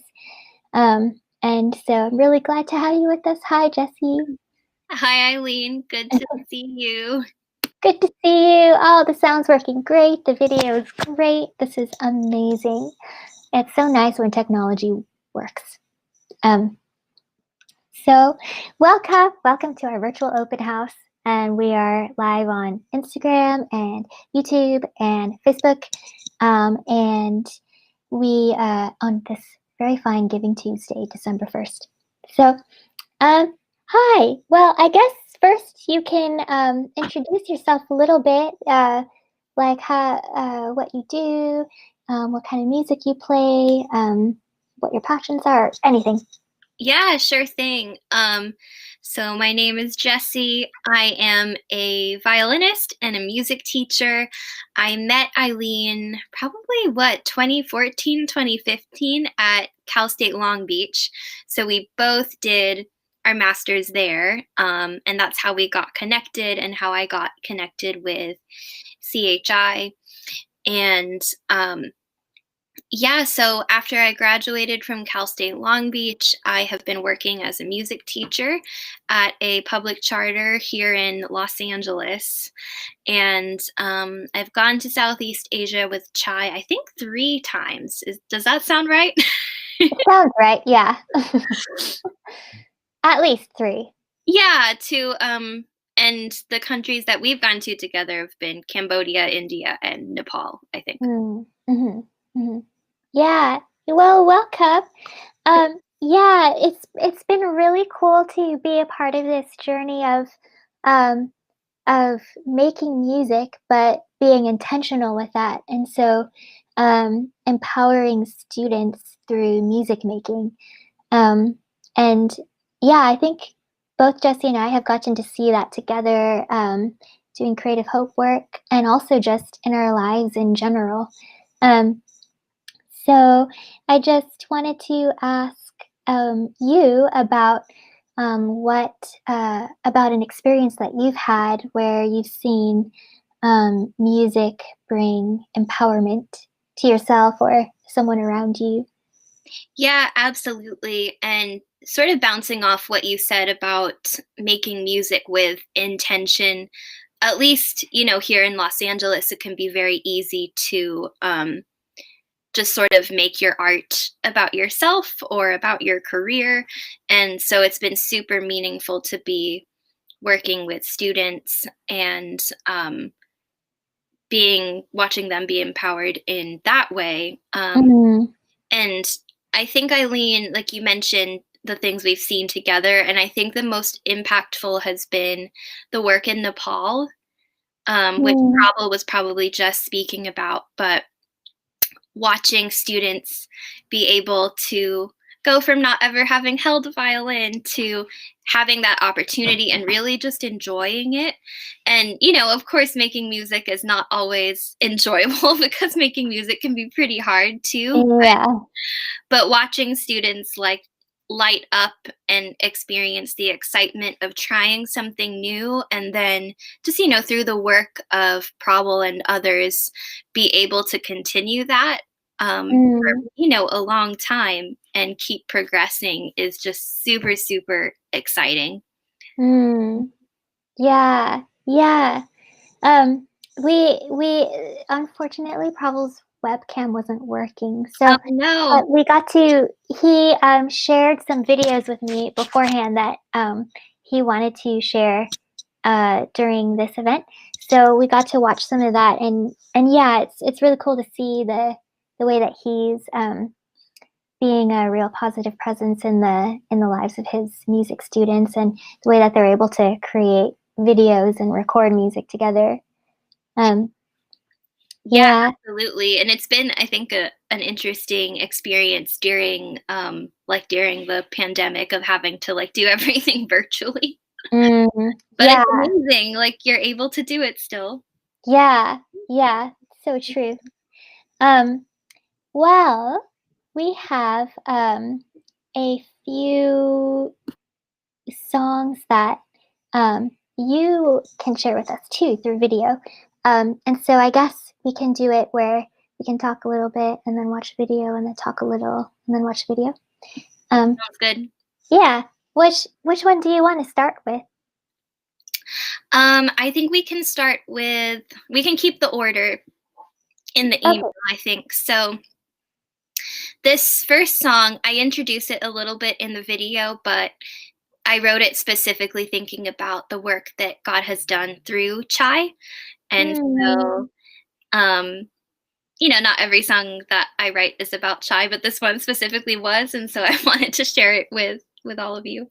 Thank you. Okay, let me just pull it up really quick. Just it's called Giving Thanks song, right?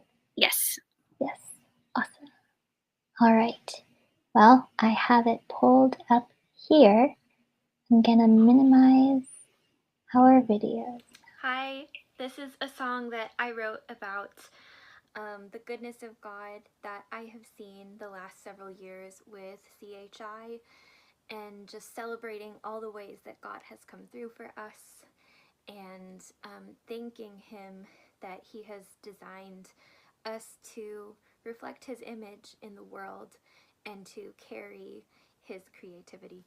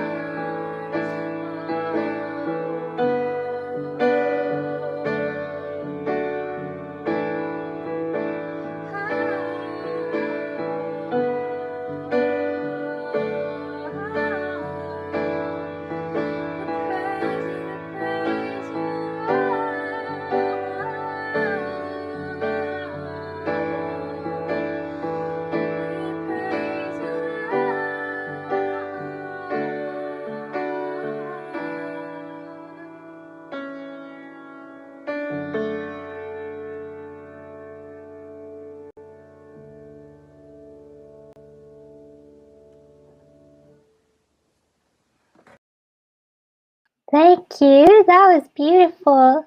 Thanks. Yeah,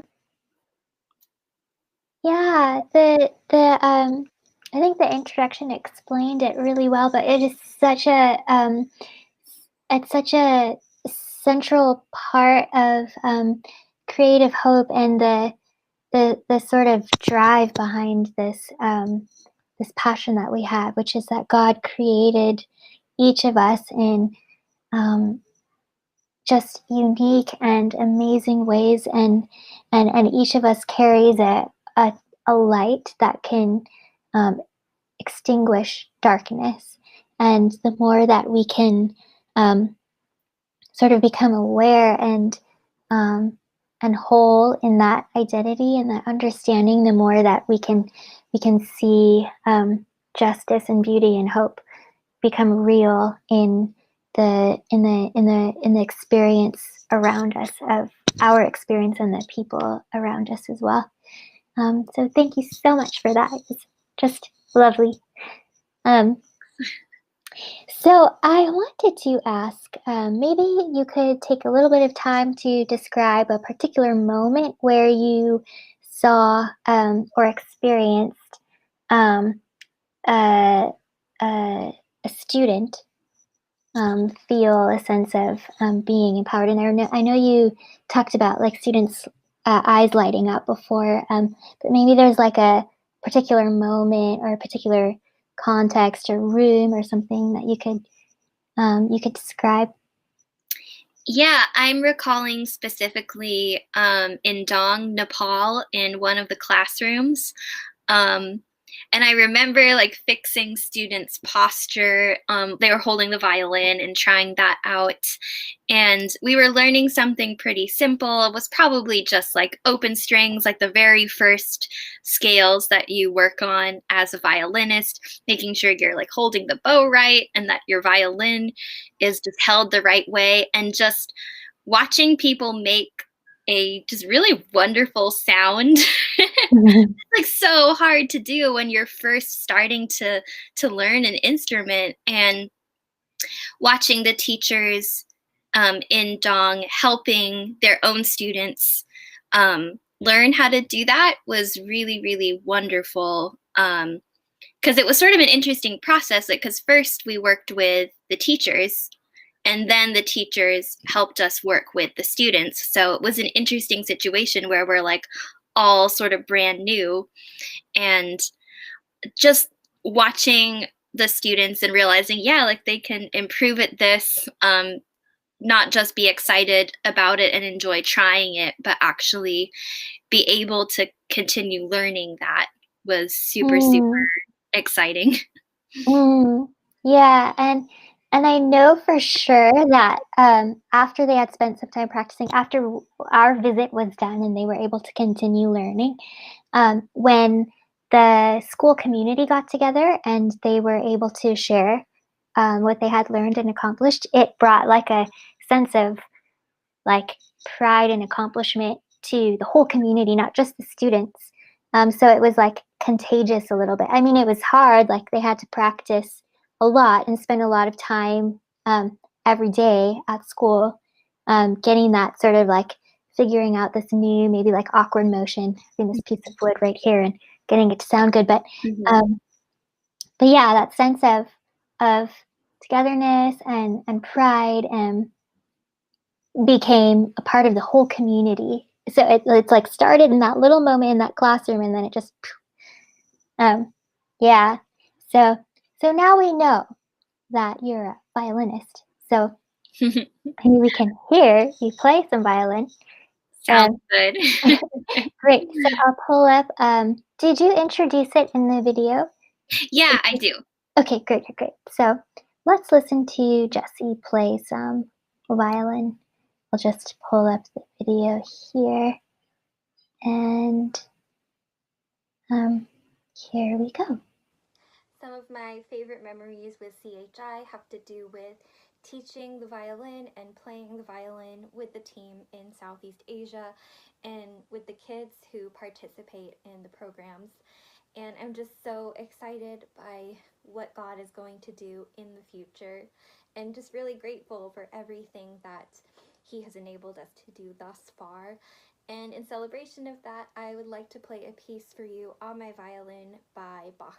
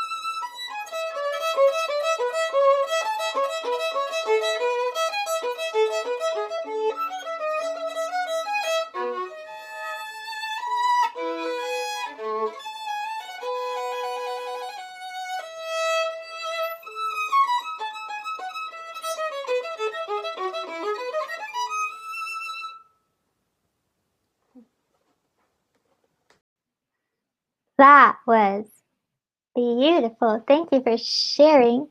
Yeah, it's so nice to hear you play violin. Well, I'll ask another question. We have happening in this virtual open house magic moments. These magical moments are 5-minute segments, and if you donate during that, it's mysterious, you don't know when it is, but if you donate during that, then you'll receive a print of this, and it is called masala chai, and I painted it, and it's the ingredients that go inside masala chai. But I like using the word magical moment because that little phrase, like it comes out a lot because it kind of forces my mind to remember something that I don't want to forget. And it can kind of reinforce certain things that I want to remain grateful for. So I am going to ask about a magical moment that you had doing something with chai. And I know you mentioned the moment where you got to really see the sense of empowerment in this one student in a classroom, and just how amazing that was. But is there another type of magical moment that you can remember working with Creative Hope? Yeah, absolutely. I think this moment happened, this was in Cambodia for sure, working with the girls' home. And I remember we were entering like a time of worship, so it wasn't a time of teaching, it was a time of worshiping Jesus together. And at first I remember like we started playing and it just felt like kind of chill, like people were joining in or not, or just listening. And it felt very just we were just all in a room together having a good time. And then I remember all of a sudden like the presence of the Holy Spirit just entering the room. And people, or like the girls, starting to have really emotional moments during the time of worship, and the team and the people who work with them were able to pray for them and to care for them in that moment. But I will always remember that. I think just recalling how like a room can be changed by worshiping Jesus. And also like most of the girls are not bilingual, or if they are, it's not with English, and we were singing mostly in English. And so knowing that the power of the Holy Spirit can transcend language. Yeah, I think I remember that. It was really amazing to experience that sort of warm presence of God, and everybody felt it, even though everyone's language and also just life experience is so diverse.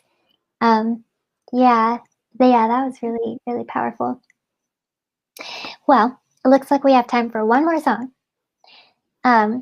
So I'm gonna play the last video that you shared with me, Jessie. And this one is called Lean In. And I think there's an introduction for this one as well. Yeah, there is. Wonderful. All right. Here we go. It's called Lean In, and I read it as an expression of creativity, but also about the process of learning how to love well. I know what it takes to be close to you. I know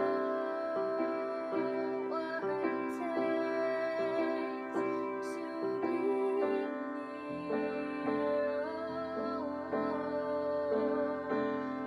I know what I have and I don't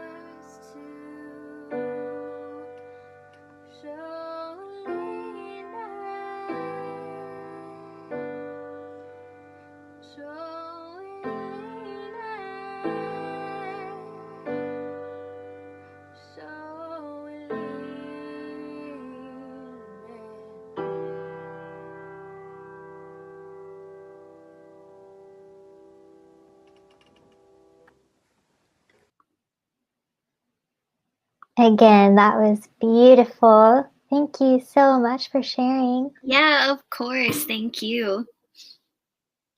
Well, is there any last words you'd like to say before you sign off?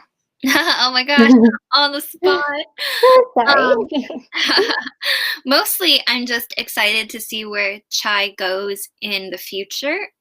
Already from, it started before 2016, but 2016 was when I started getting involved really. And from 2016 now to basically 2021, there's just been so much growth and so many exciting projects. And I think those seem to be moving forward, even though, we're still limited in terms of some travel. But it's just so exciting to be looking forward to what God is going to do with Chai in the future.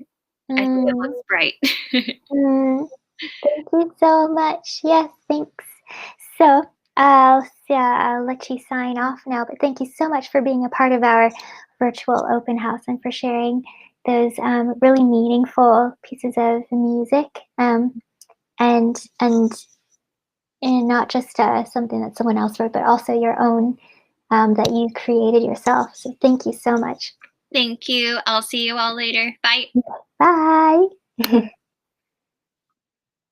So that leaves us with, we only have 3 more guests left joining us on this lovely Giving Tuesday, or Wednesday if you're on the other side of the world. So there are several ways you can donate online. If you're watching on Facebook, there is a donate button on our Creative Hope International Facebook page. You can donate there. If you are watching on Instagram, you can go to our Creative Hope International Instagram account, and there's a donate button on our account, and you can donate through there. Super simple, super easy. And if you're watching on YouTube, if you scroll down to the description, you'll see a link to our website, and that will take you to the donate page on our website, and then you can just follow the instructions there. And it's also really straightforward and really easy. So by giving to us, you support us in standing for justice, cultivating beauty, and restoring hope. We are ending poverty and slavery and oppression by empowering people who are in underserved areas to develop strong communities within themselves. We have 3 ways that we do this. We have creative arts partnerships, and that's in arts education, in the arts education sector. We have creative arts camps, and that sort of functions in the creative restoration and sort of art therapy. And that is for rescued survivors and victims of abuse and slavery. And we also have our community leadership partnerships, and that's really, along with our arts education partnerships, a way that we invest in prevention of oppression or poverty or slavery. And so if you donate, then you'll be investing in this. And our communities, our partner communities, are in the Himalayas, underserved communities in the Himalayas, and also in Cambodia. If you donate during one of the magical moments, we have a giveaway for you. We have this painting of masala chai, the ingredients that are in masala chai. It's about 8 by 8. It would make a great Christmas gift. It would also look great in a kitchen. So if you donate during one of those 5 magical moments, about 5-minute segments that are scattered, they're unknown, except by those of us who planned this event, throughout the virtual open house, you'll get a print of that painting. I'm just gonna play a quick video while we wait for our next guest to come on the line. This video is, we created it during the start of when everything started to get locked down, and a lot of things were moving into virtual platforms, ways of connecting. And this was, these are a collaboration between a few of our students and musicians who we love in Darjeeling. So they put together, along with CreativeHope, a cover of this song called A Blessing, which became a bit of an anthem for many people during this time. So just pull up this video now and let's enjoy A Blessing, a cover of A Blessing.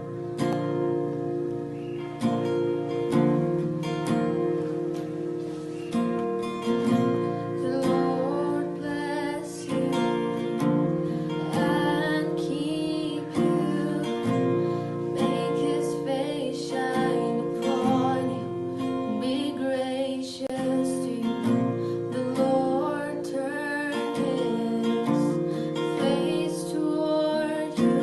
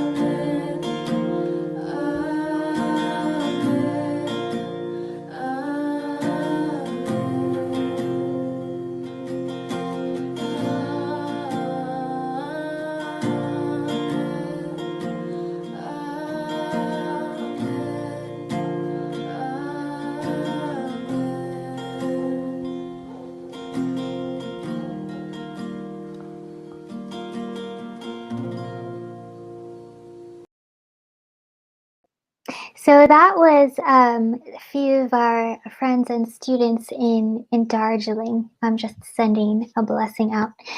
We have our next guest, and I'm really excited to have her because she, from what my good friend Jeanette tells me, is she's creative. She thinks about things and approaches things and is always just creating beautiful things.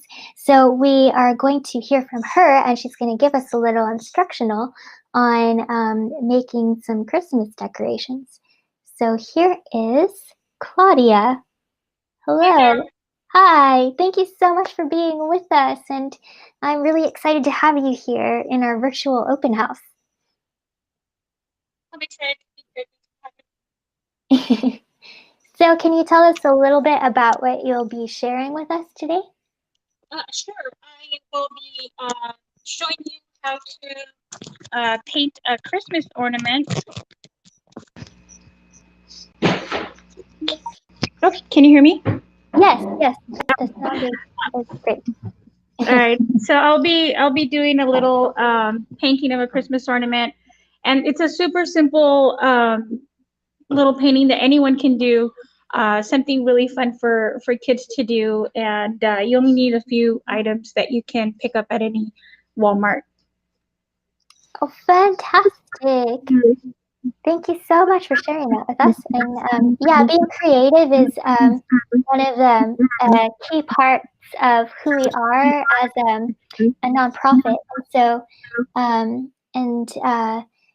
there's just so much about creating that ignites a sense of an awareness of identity, or just a release of maybe thoughts or emotions. And so, yeah, and so this is really exciting that we get this chance to sort of get a new approach to making something, especially so appropriate for this holiday season. Okay, so I'll get started with the items that you'll need. You're going to need some paint, and the colors that I have are red, white, black, brown, and yellow. And the paints that I got, I just picked up a little batch of paintbrushes that are $5 at Walmart, and a canvas that was a 4-pack for $12. So what we're going to do first is we're going to start by drawing a circle about 6 to 8 inches on the canvas itself, and that's going to be our guide for the actual Christmas ornament.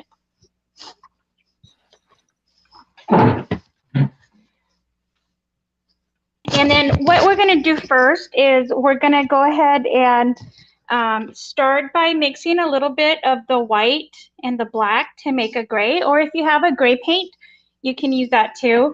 And what we're going to do is we're just going to paint the entire canvas, and it doesn't have to be fully saturated because we want it to have a little bit of dimension. And just some contrast. So, you know, you can use just up and down strokes to cover it. And what's neat about this is that it really, you know, you can have a lot of freedom with how you're going to paint this. And when you step away from the canvas, if you leave a little bit of negative space in there, it kind of almost looks like wood. And you can always go back once you're done with the background and add a little bit of white to make it look like grain, like wood grain. And if you're doing this like with a group, like if you're having friends over and everyone's going to be doing it, or if you're going to have a classroom or kids doing it, everyone's is going to look different. And I think that's what makes it really special, is that, you know, none of us are the same. So it's really cool when art can all be different and we can all put our own little twist on it too. So around the circle that we drew, and I used a lid, by the way, nothing fancy. I just used a plate or a lid. You can use whatever round object that you have to trace around. Can you show the camera the type of brush that you're using? Sure. It's a sponge brush. Nice. And you can get these at the dollar store. I used to do stuff like this with my youth group. I used to be a Sunday school teacher when I was not married and had children, and I had a lot of time to do that. And we used to do a lot of fun stuff like this, especially around the holidays, because it was a cute little gift that they could make for their parents. And these are the kind of things that you can buy in bulk, like the paint. You know, you can buy like gallons of white and black paint and have it for when you want to do something cute like this. I was listening to your previous guest, so you guys do a lot of work with children? Yeah, so I think this is a really amazing project, because exactly what you said, it really works for Sunday school, and it would actually work really well for some of the moments that we share together also with children. We spend time with children in schools, and we also spend time with children in shelters. So, but in either case, we spend time making things together, whether it's music or a piece of art or a dance, a choreography. Yeah, so this is perfect. A lot of the kids don't, especially if they're in situations like that, they don't really get exposed to a lot of these things. And sometimes that makes such a difference for them that they can have something different in their life, and, you know, something to get away from everything else. We do work with some foster kids through my work, and we find that any activities outside of the norm, especially with positive influence, really helps their outlook and keeps them engaged and participating, and that's what we want. We want them to stay engaged.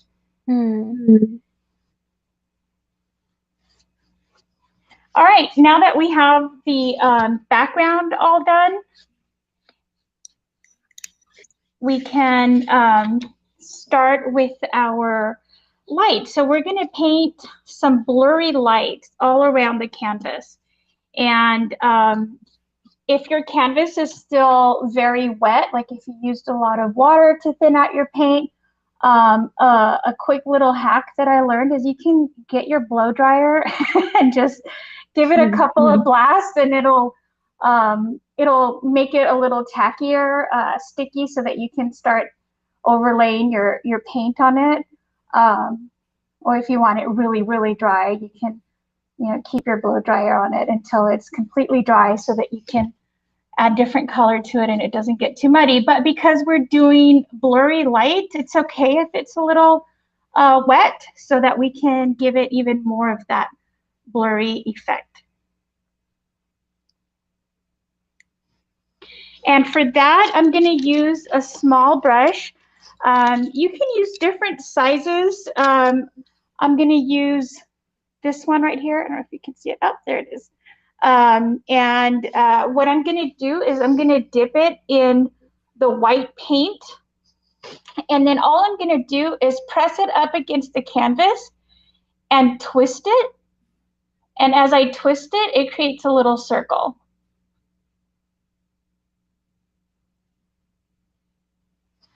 And what I'm going to do is I'm just going to make them in different areas around the canvas. And the cool thing about this is that if you use a smaller brush, then you get smaller lights. If you use a bigger brush, then you can create bigger lights. You can overlap them too. And that looks really neat when you have two lights close together. See? Ooh.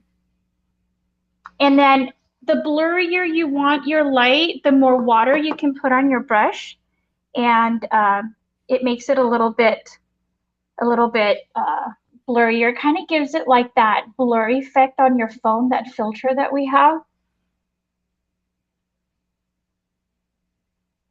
So I'm going to alternate different colors. I'm going to do white, and I'm going to do yellow.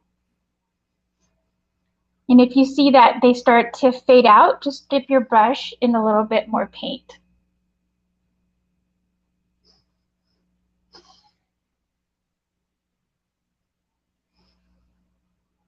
And no two lights are going to be exactly the same. They're all going to look a little bit different because you pick up a little less paint, or especially if you still have some of that wet gray paint. So they look almost transparent, which is really neat.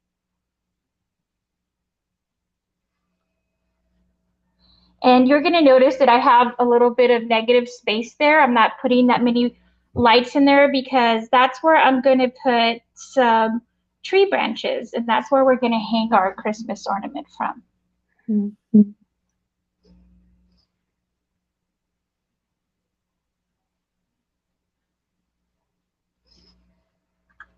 All right, so I'm going to rinse off my brush, and then I'm going to dip it into the yellow paint.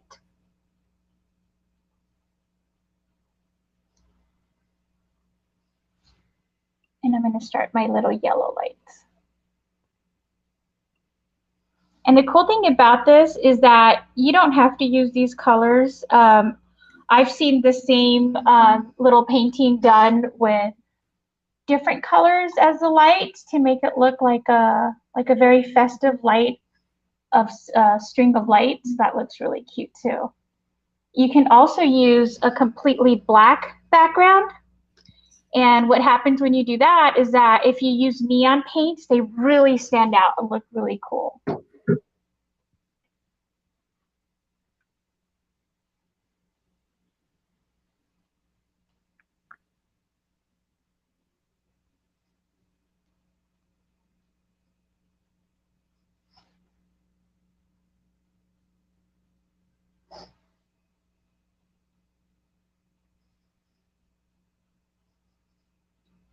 I feel like I should have put some Christmas music on.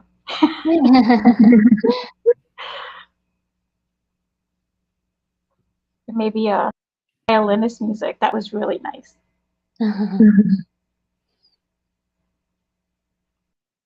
So have you done this in a group setting before with kids, or I guess just a group in general? Yeah, with my coworkers, we did this for a fundraiser that we had. And it wasn't this exact thing. Dad, do you want to bring the other one? We did a Christmas sign that said joy. I'm having my husband bring it so you can see it. And we all did the same word. But like I said, everyone's technique is different, and we had so much fun just looking to see, you know, how everyone's painting ended up. And then we had our spouses bid on the different paintings, and that all went to our Christmas angels that we adopt for our charity that we work with that helps kids in foster care. So this is the one that we did. Oh, wow. And we all did that. And it's basically the same technique. You know, we did brown and white background, and then we wrote the letters, and then we just did some highlights and pretend snow. And it was a lot of fun. Actually, I came home and was inspired, and the kids made their own little paintings too that we hung up this year. So that was fun. So we have our lights now. And now that we have our lights, I'm going to fill in the ornament with red. And what I'm going to do for that one is I'm going to use an angled brush. That kind of helps me cut the edges of it because I don't have a very steady hand. And so that really helps me stay in my bubble. And that's okay if you still see some of the gray paint through it, because we're going to go back with some black paint after we finish, and we're going to do some highlights, some shadows on it, and it'll cover that right up. Mm-hmm.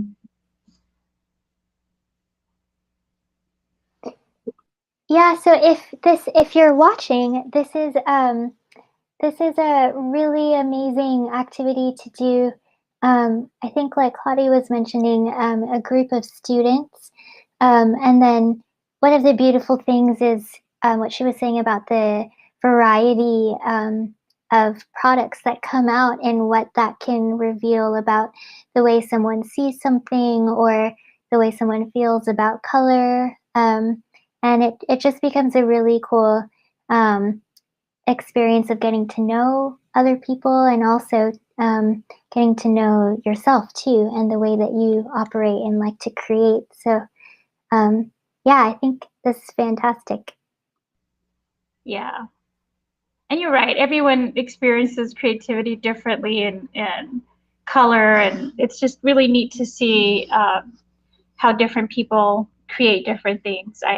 I wouldn't consider myself a creative person, but I really love making things, and so stuff like this really it makes me happy. I think that's creative, making things. Yeah, I'm constantly crafting. I love making T-shirts for the kids, using their drawings, and just customizing stuff for them. And it's fun family activity and family time too. So sometimes that's important to spend time with your family and do creative things too. All right, so what I'm going to do now is I'm going to make the top of the ornament, and all I'm doing is I'm using some chalk. I'm going to make a straight line on top, and then using some angled lines, I'm just going to connect that top to the ornament, and that's going to be the top. And what I'm going to do is I'm going to fill that in with some white paint.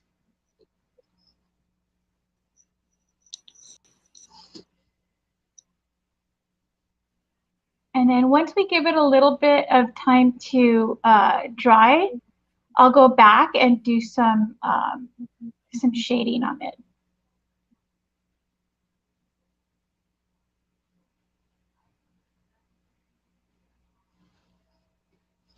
Okay. Cool. And with one of my thin brushes, where is it? Oh, there he goes. With one of my thin brushes, I'm gonna go ahead now and draw my limb for my branch. And I'm gonna start from the top of the page and draw a line. It doesn't have to be straight. It can be any shape that you want your branch to be. And I'm gonna have 2 branches on mine.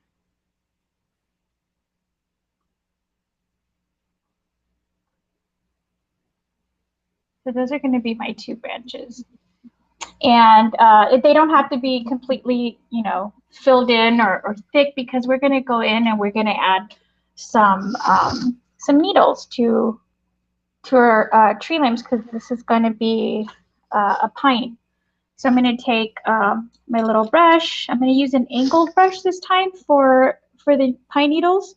And what I'm gonna do is I'm gonna take a little bit of green on the right side and a little bit of white on the left side of the brush, and that'll create kind of like a snowy effect on my pine needles. And I'm gonna start, and all I'm gonna do is just make a little line on both sides. And as you can see, you see the green and a little bit of white on top. And when I run out of paint, I just need to make sure that I'm keeping the white on the same side and the green on the same side, so that my colors still show through.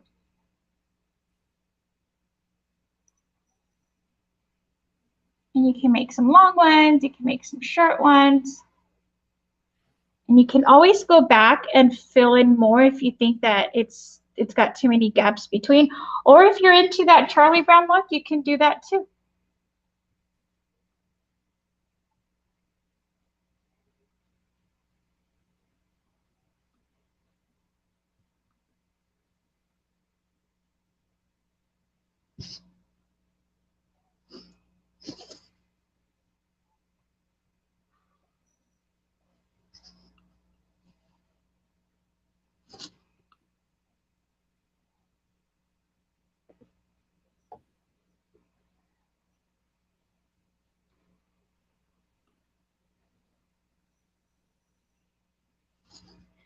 And I think I need a little bit more snow towards that middle because looks like I didn't have enough on that.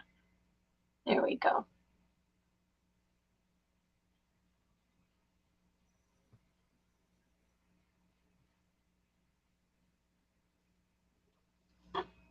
Then I'll do the same to my other branch.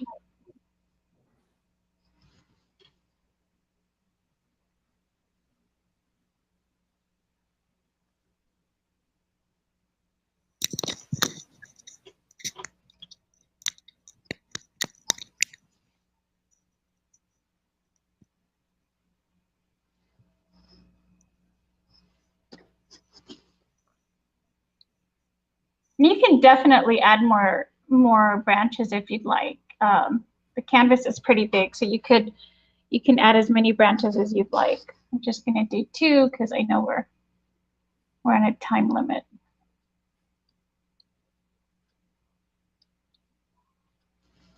And if you want to see more of these quick and easy tutorials, there's a free website. It's called stepbysteppainting.net. So if you do have a classroom or a group of friends that want to do this at home, they do a bunch of seasonal stuff. There's all kinds of tutorials. This one's on there too. But they have a lot of different things that you can go in and do, and it tells you exactly what colors to buy as far as paint goes. It tells you how long it's going to take, so if you need to plan the event or classroom time, and the instructions are super clear. You can print out the instructions or you can watch the video. It's really neat.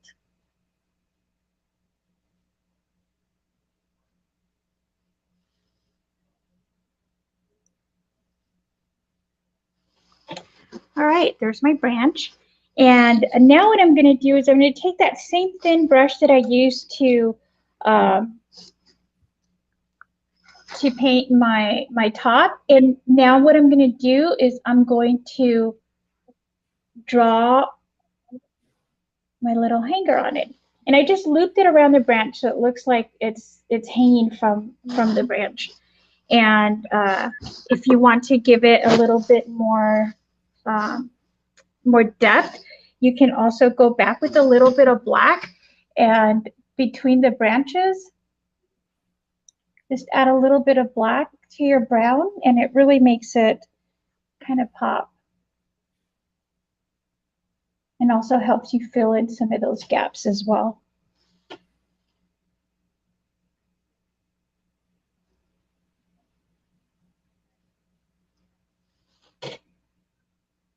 You can even go back with a little bit of black and add it on the edges of your hanger just to give it a little bit of shadow.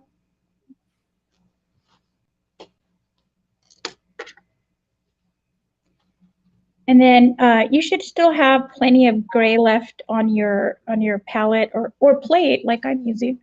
And you can make little, just go up and down with your brush on the top of your ornament and it just gives it a little bit of texture to that. And then with the same black brush that we did the highlights on the branches, you can go in around your ornament now and then just add a little bit of shadow to it.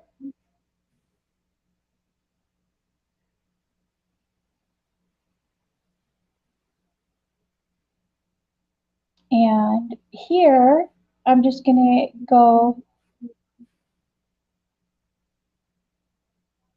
and give it a little bit of brush strokes to kind of create that spherical look to it. And I just make my lines get shorter and shorter as I go towards the middle, just to give it that appearance of it being round. And then I do the same thing on the other side over here.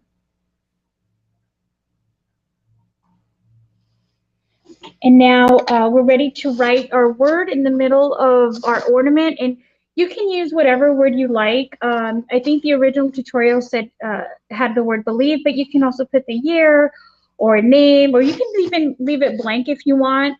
Or you can go back and add glitter on top of the paint. That looks really cool too.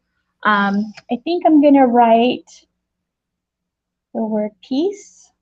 I think we all need some peace sometimes.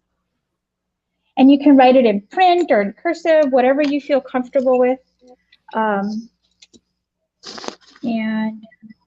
you can either use white paint to draw your word, or you can use black. I'm going to use white. I think it'll stand out a little bit better.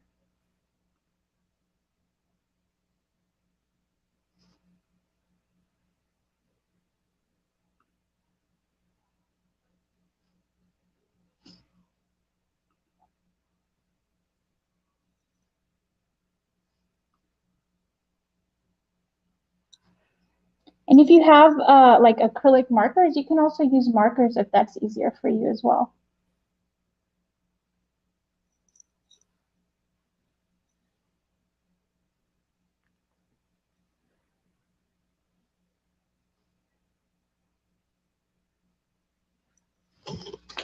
All right, and that's our ornament. What do you think? It's gorgeous. Wow. And it's super easy. And like I said, there's so much potential with it. You can make it any color you like. I've seen people use metallic paints on it, and it looks really cool. Especially like the ornament holder, if you paint that silver, it looks really neat. Or let's say that you have a certain aesthetic that you want in your home, like if you're doing all like gold or white, then you can use different paint colors to match the decor in your home, and you can pull it out year after year and use that as part of your holiday decorations. Thank you. Yeah, it's really great, and I think it's so nice to have that for this time of year too. So thank you so much, and thank you for sharing your time and just your creativity with us. And this is really fantastic. I got some fun comments on YouTube about how it's fun to see a tutorial on YouTube. So thank you. Having me. All right. Well, happy holidays, and I'm sure we'll be in touch in the future. So yes, thank you so much. You're welcome. Bye. Bye. Well, that was great. Now we can decorate for Christmas in so many ways. We can make things and it can be appropriate for little kids like we saw earlier, or we could do this and it seems like it'd be really great for a group experience too. Really special. So before we have our next guest joining us, I would like to share a video with you. One of the things that we do is creative arts camps, and things like this really sort of quick type of painting is one of the things that we do in our creative arts camps, but we do visual art. There's also dance and there's also music. And what that does is give or facilitate a space for the girls and children who've been rescued from slavery or abuse, have an opportunity to experience restoration through creativity. And we've seen it be so powerful and so impactful, even in just a short amount of time. So one of the things we get to do is bring creative arts camps and explore restorative arts to these shelters. And we bring young artists with us as well, so they get the opportunity to explore what it means to make a difference through creativity.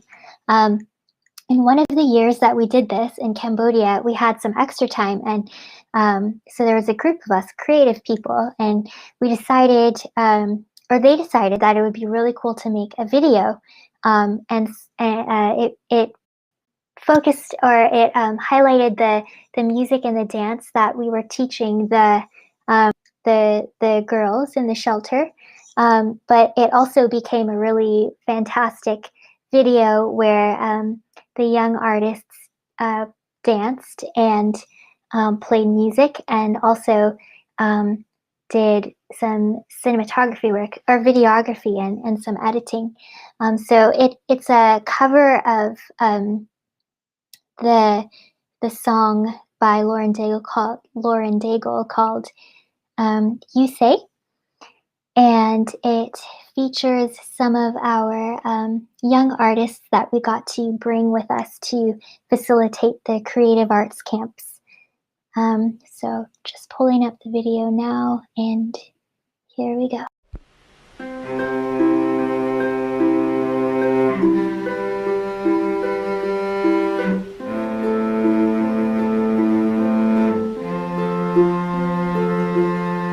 I keep fighting voices in my mind that say I'm not enough.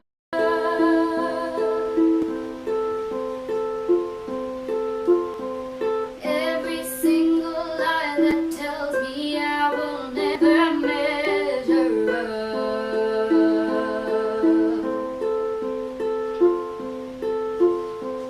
Am I more than just the sum of every high and every low?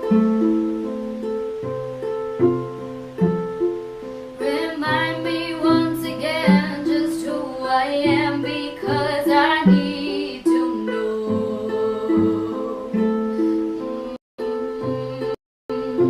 You say I am loved when I can't feel a thing.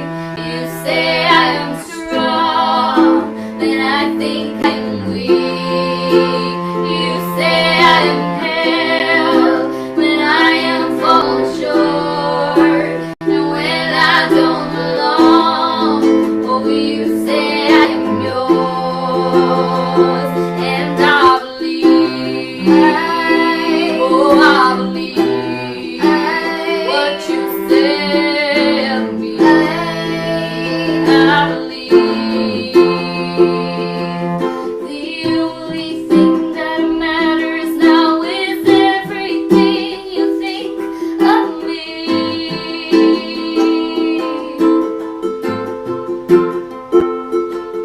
In you I find my worth, in you I find my identity. Oh, you say I am loved when I can't feel a thing. You say I am strong when I think I am weak. You say I am held when I am falling short, and when I don't belong. Oh, you say I am yours, and I believe. Oh, I believe what you say of me. I believe. Taking all I have and now I'm laying it at your feet.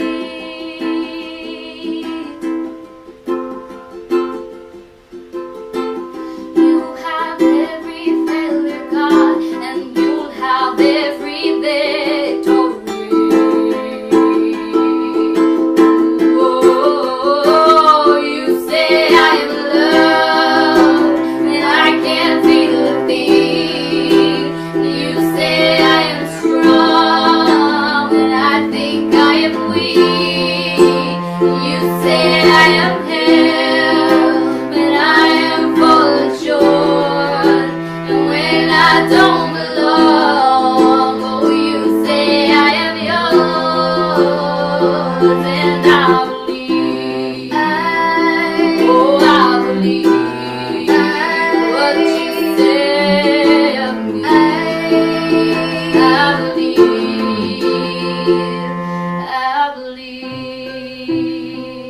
Oh, I believe what you say of me. I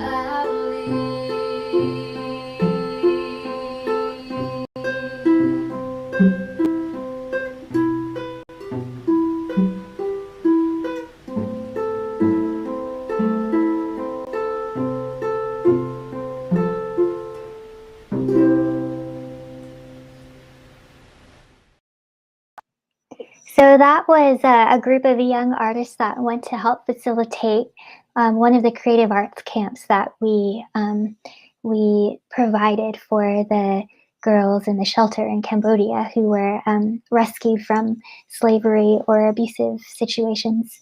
And I always feel so proud of them when I see this. So this is, we're getting to the last stretch of our virtual open house on this wonderful Giving Tuesday. And we have our second to last guest. His name is Paul, and he and I are fast friends, and he is also an inspirational and fantastic musician. So I'm going to bring him into the live stream. Oh, here we go. Am I in it? Yes, you're here. You're live. Hello. And yes, welcome to our virtual open house. Thanks. Happy to be here. This is so cool. Wonderful. I can hear you great, so this is awesome. Oh, good. Perfect. Yes. So Paul is a music teacher, but also a really, really skilled and sensitive and moving guitarist too, musician. And he's also got a project where he's releasing some original music as well. And so we're really lucky to have Paul with us today.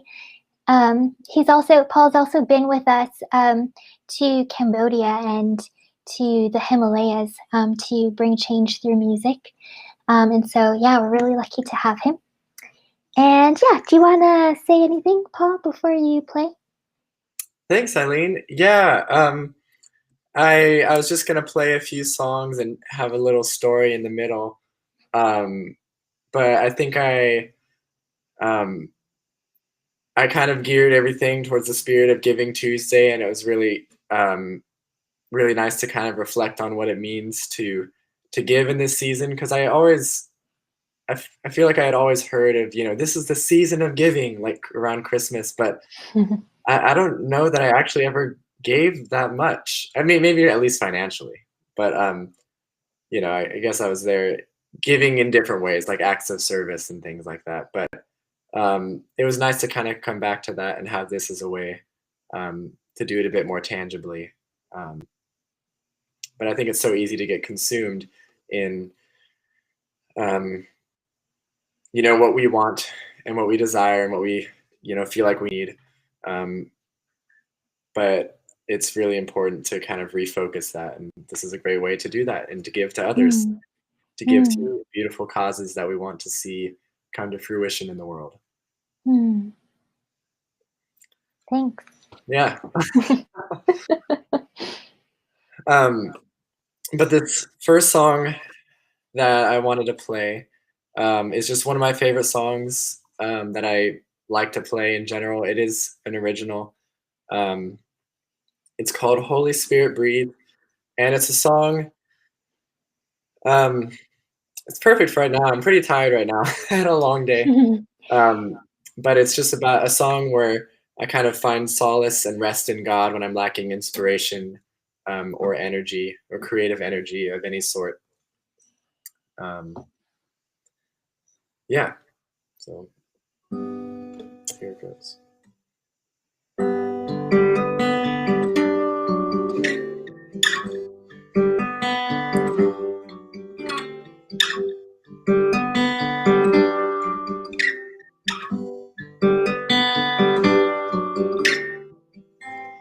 God, I'm tired.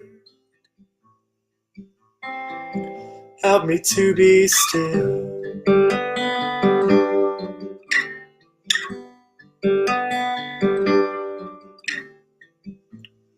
Give me time just to spend with you.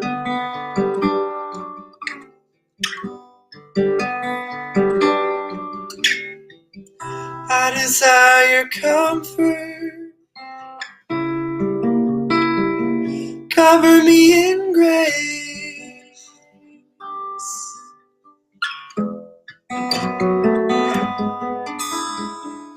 Hide me in your shelter. I've come to seek your face.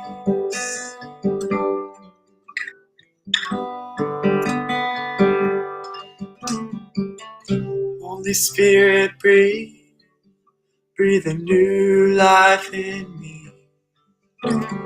Breathe as I wait in stillness. The air around me is brisk and gentle.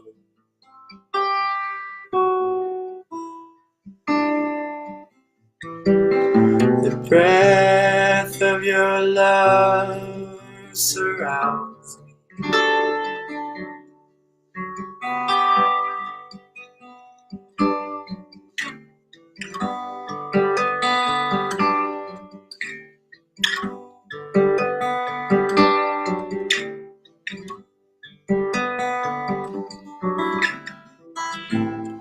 Holy Ghost,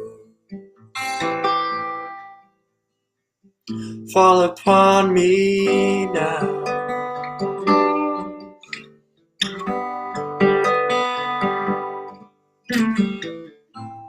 Here I wait.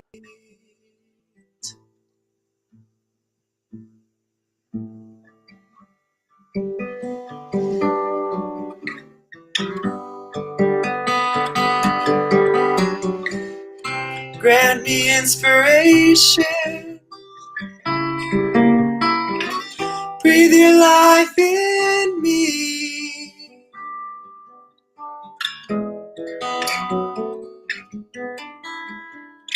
Only as you will, Lord. Speak and silence me.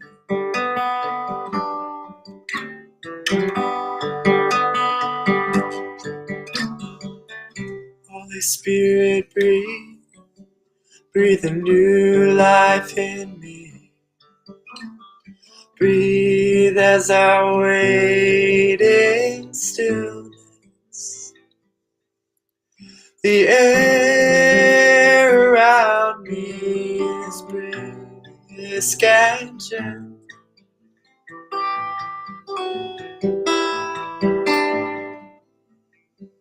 The breath of your love surrounds me.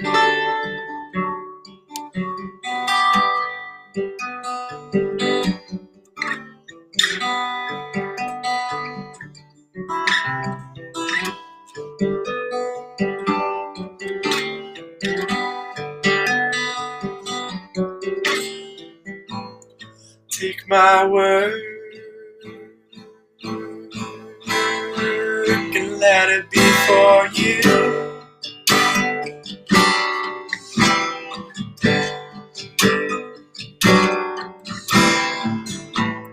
Take my time and use it as you will.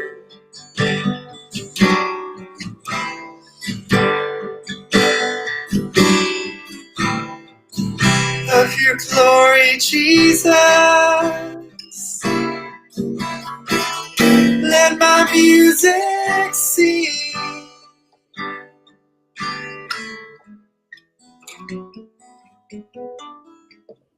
I want to give you glory with all I'm offering.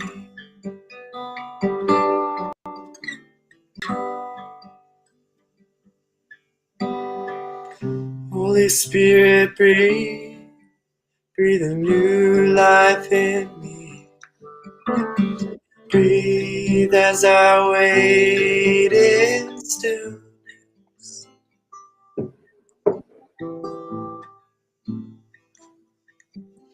The air around me is brisk and gentle.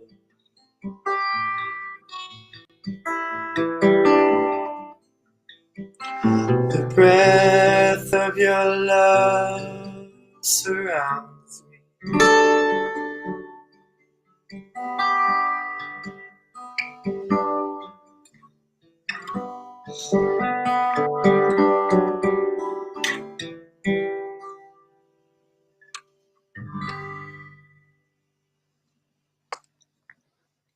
Thank you.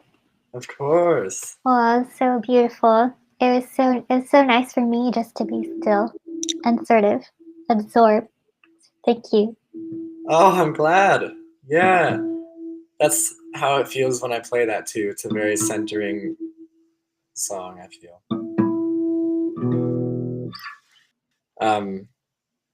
Yeah, thank you.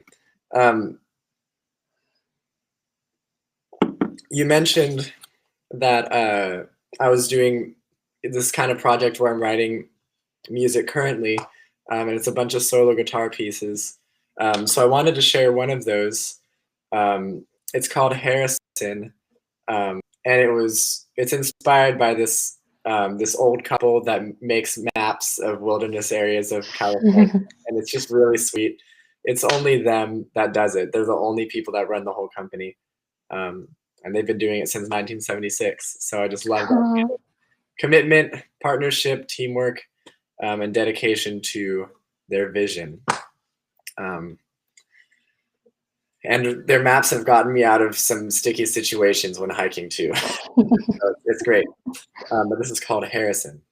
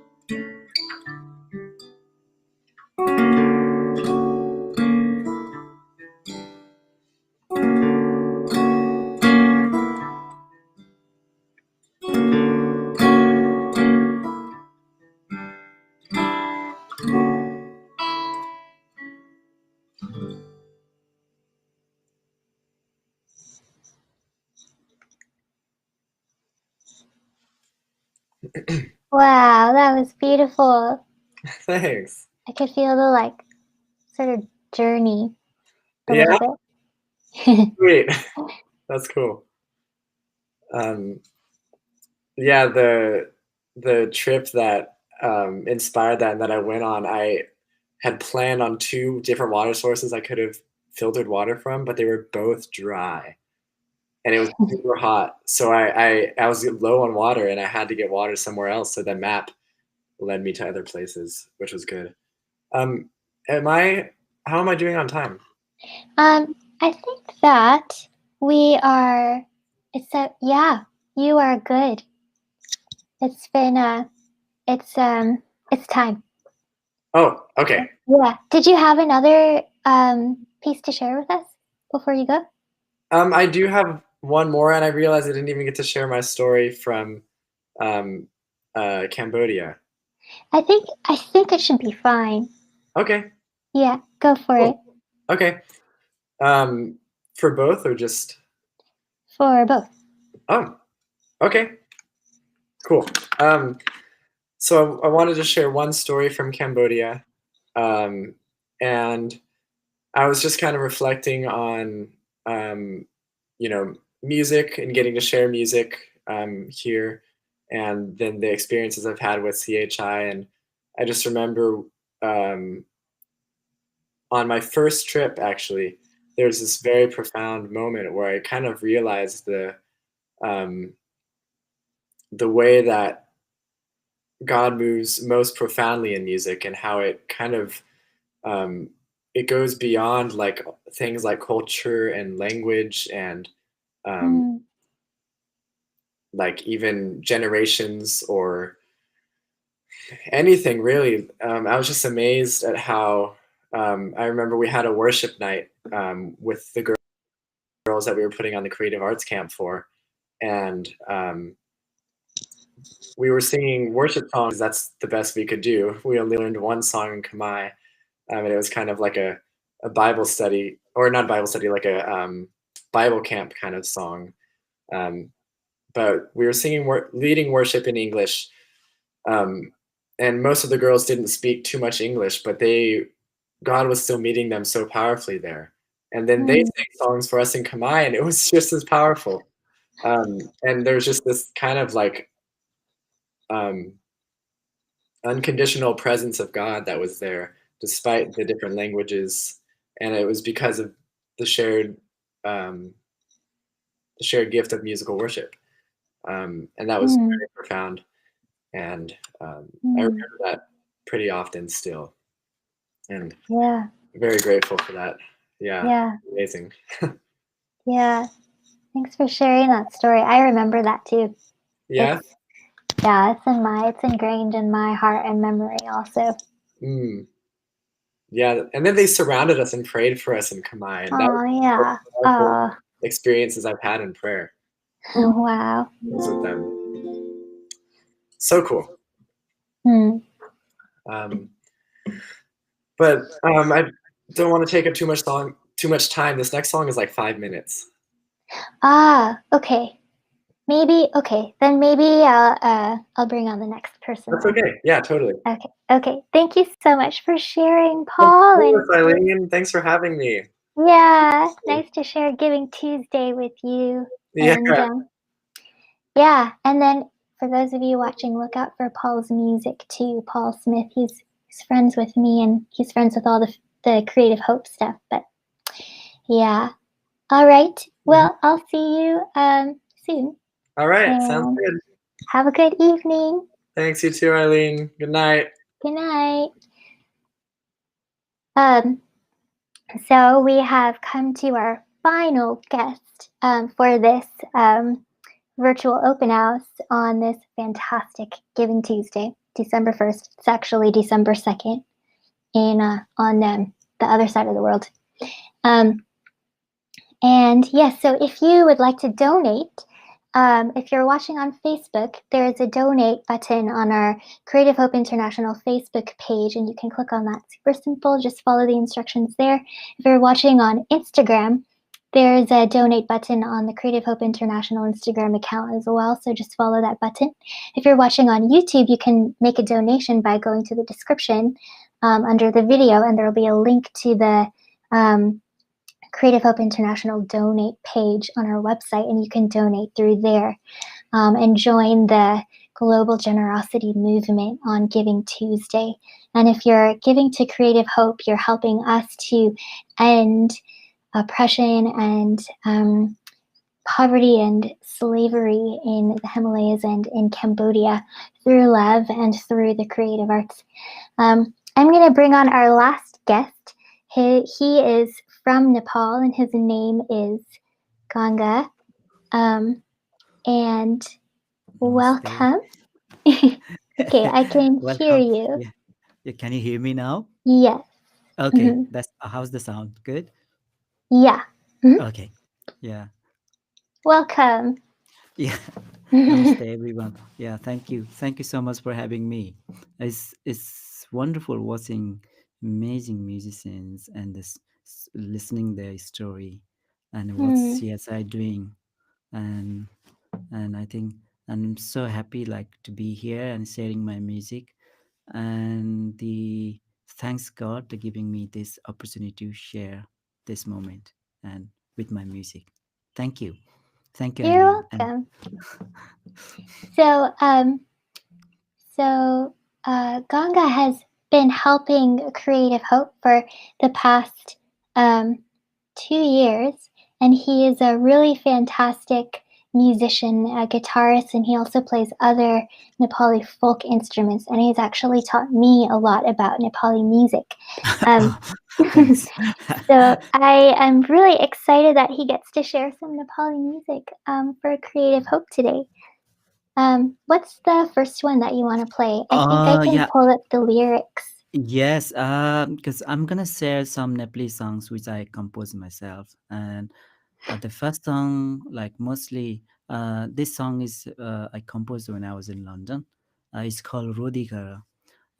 Rodi, because normally we trying to promote Nepali songs in global way also, and this song is really. I've been living in London almost 10 years, and I used to live now. I live in Kathmandu now, but I just the feeling missing home and family. So I wrote the songs about. So I would like to share these songs with you all.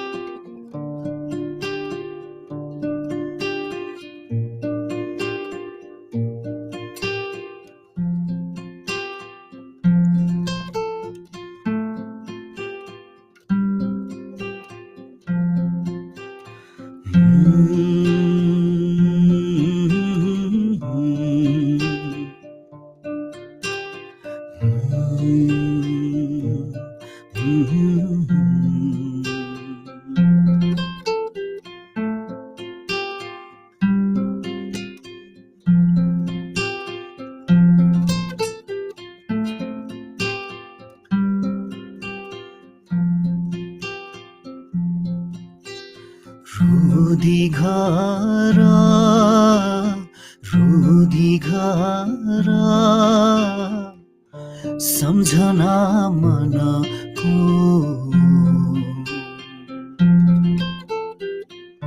कसरी बिर्सुमा रुधी घरा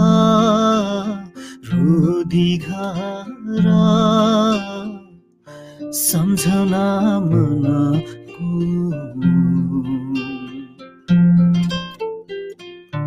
कसरी बिर्सुमा यो जुनीमा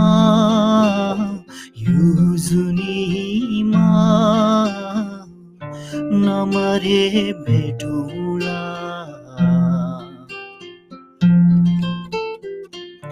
नमरे भेटौँला हो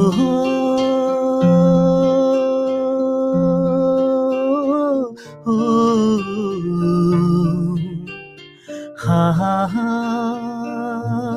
ha ha ha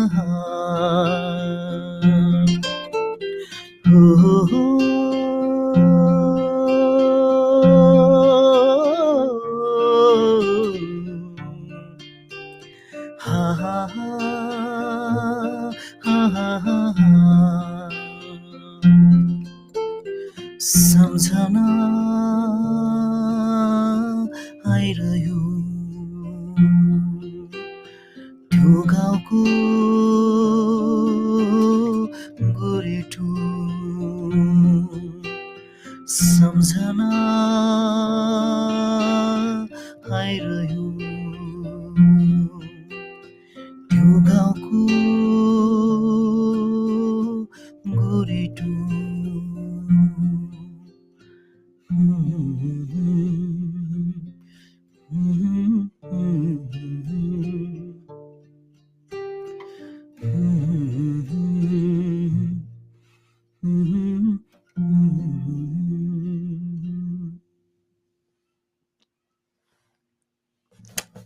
That was beautiful. Thank you so much for Oh, sharing, Rodikar. no, thank you so much. Thanks for thank you. Oh, I'm kind of a little bit nervous. It's been a long time. And yeah, this is yeah, and any so What's next? okay. Next is going to be Paul called. says beautiful. Oh, thank you, Paul. Oh, you're so Michelle amazing. says she likes the melody. Oh, thank you. Oh dear. And I'm it's sorry. very exciting that you're live from Nepal.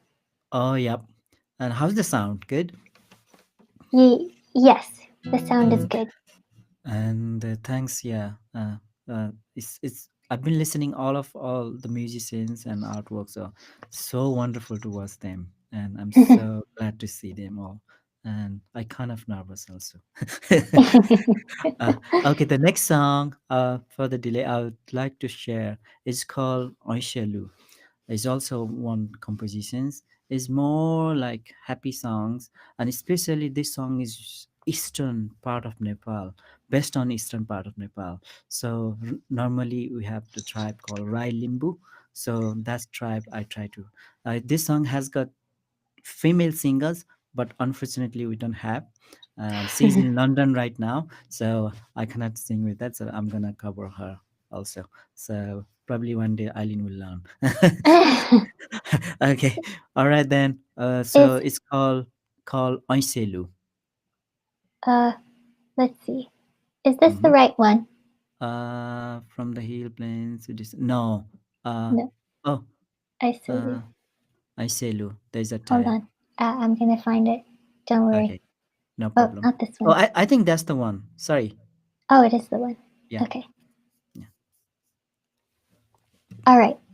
Yeah, We're okay. ready.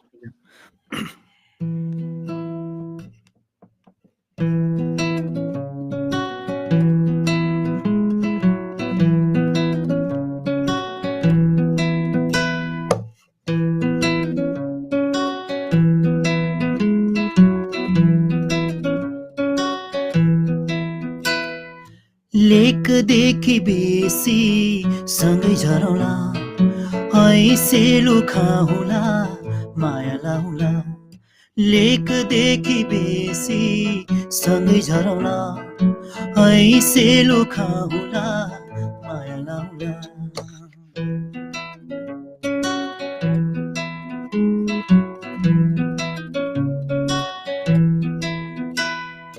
कोइलीको भाकासँगै गीत गाउँला देउराली भाकेर माया साटौँला कोइलीको भाकासँगै गीत गाउँला देउराली भाकेर माया साटौँला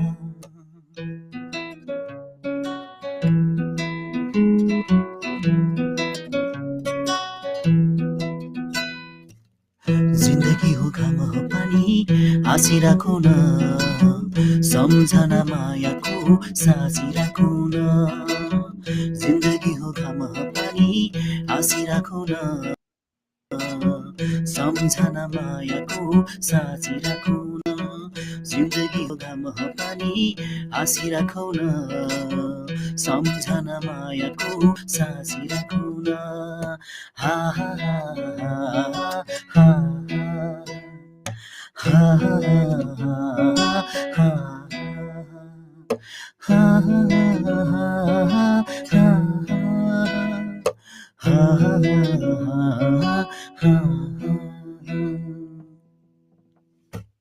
you go. That was very happy sounding. Yep. Thanks.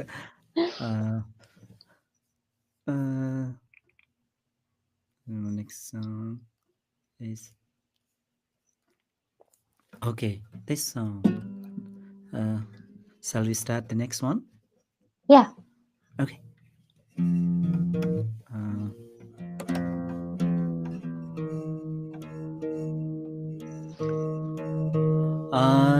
Also, then this song is a little bit mix of happy and sadness. Also, I think this song is called our. I can't tell more, but probably you will feel the vibes. So feel the melody. So, and the yeah, these songs also I composed when I was in London, and yeah. So hope you enjoy this. Call is Maya Koduri in Nepali. It's not a flop.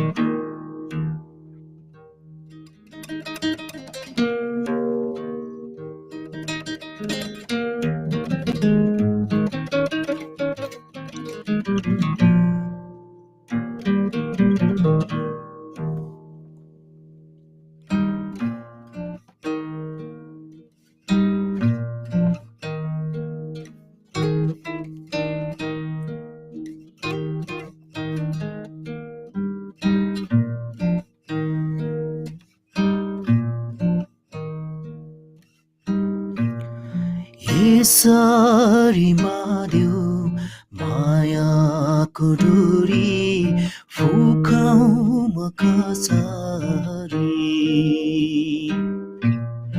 बोलाऊ भनी मायालाई डाँडैले छेक्यो नि सम्झना बाँकी छाडेर गयो मै भुल्नु कसरी नलाउनु थियो छुटिने माया मैसौँ कसरी उडी नि आयो त्यो कालो बादल मन भयो धमिलो सम्झिल्याउँदा आँसु नै झर्यो बुझौँ मन कसरी हा हा हा हा हा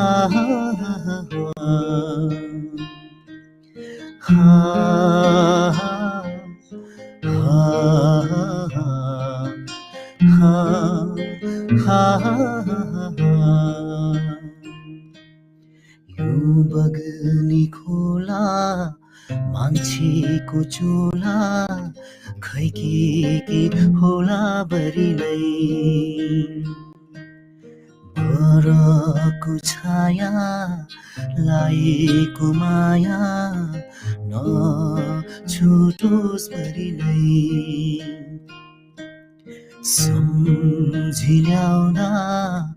आँसु नै झर्यो बुझाउ मन कसो गरीलाई खै के होला बरीलाई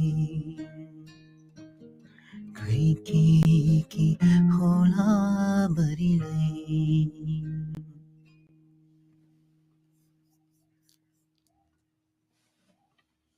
Thank you for sharing. That was beautiful. Thank you. So still do we have time? Yes, we still have Okay. 10 minutes. Oh, 10 minutes. By the way, this is really special that Ganga's playing today because today is his birthday. And he decided to spend his birthday morning with us on this virtual open house. So thank you so much. If you're watching and you haven't donated yet, if you're on Facebook, you can follow you can go to a Creative Hope International Facebook page, and then there will be a donate button. You can donate through there. If you're watching on Instagram, there's also a donate button on the Instagram Creative Hope International account. And so you can follow that button.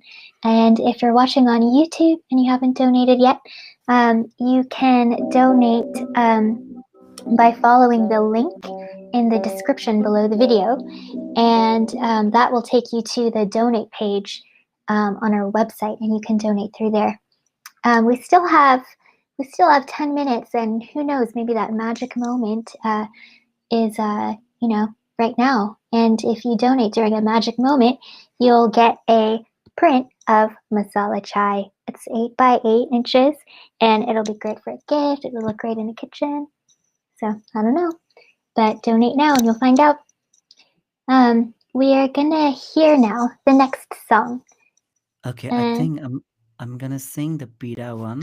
Pida, there's a title. Yeah. Yes, so I see that one. Before I sing the song, I just want to thank you and just being during this. Today is my birthday, and I'm so what God is doing for me, and I'm just celebrating through music with CSI and watching wonderful musicians and what CSI doing for the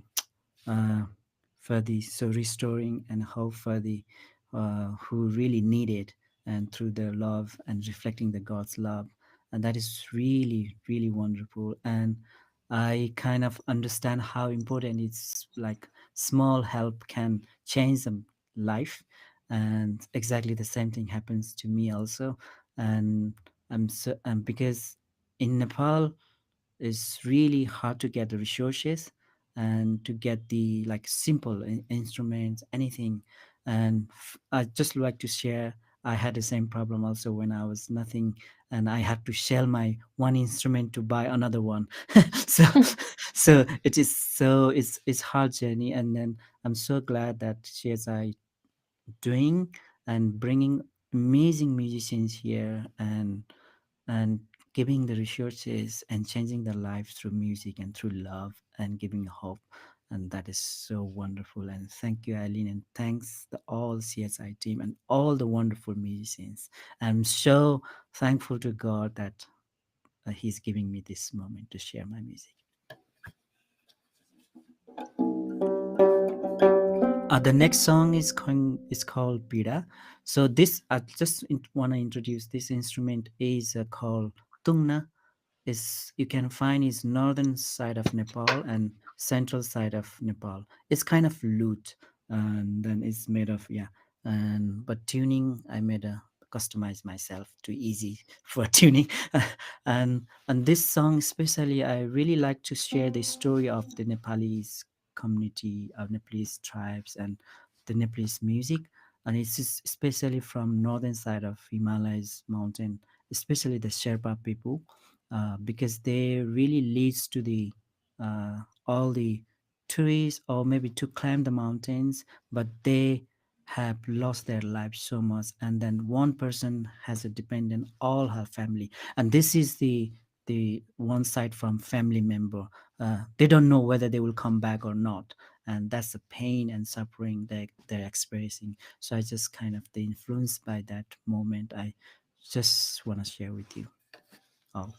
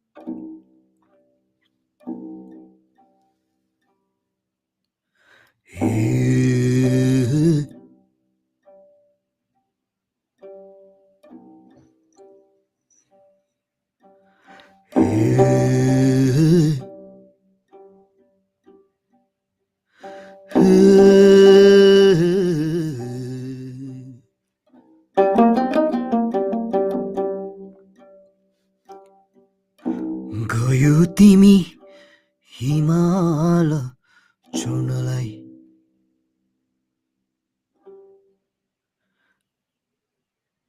गयो तिमी हिमाल छोड्नलाई हामी भनी घरैमा बसिरुनलाई हे हे हे हे हे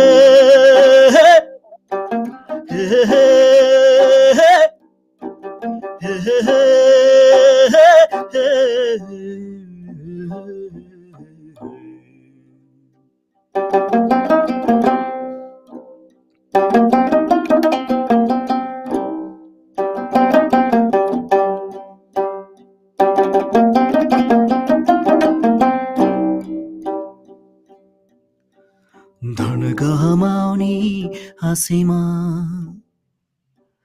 धन गहमाउने हाँसैमा धन गहमाउने हाँसैमा दैलोमा लसायो हे हे हे हे हे हे हे हे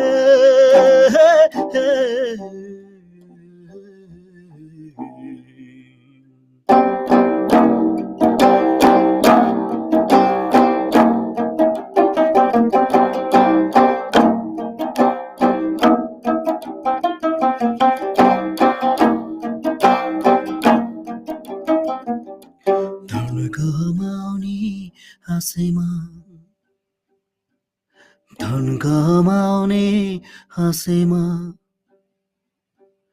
धन गहमाउने हाँसैमा दैलोमा लसायो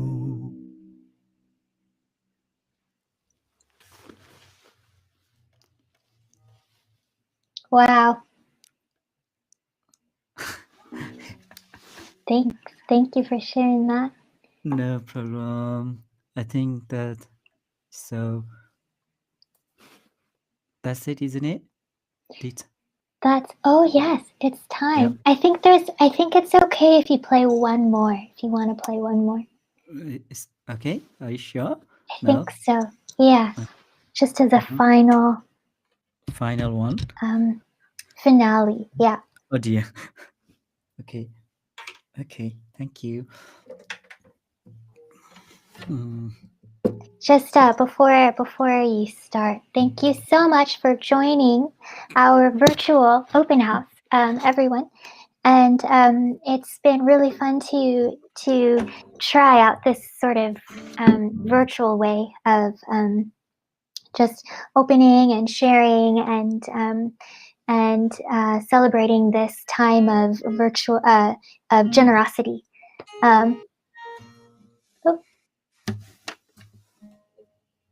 So let's see. Let me just make sure that we're still live. Okay, still happening. Okay.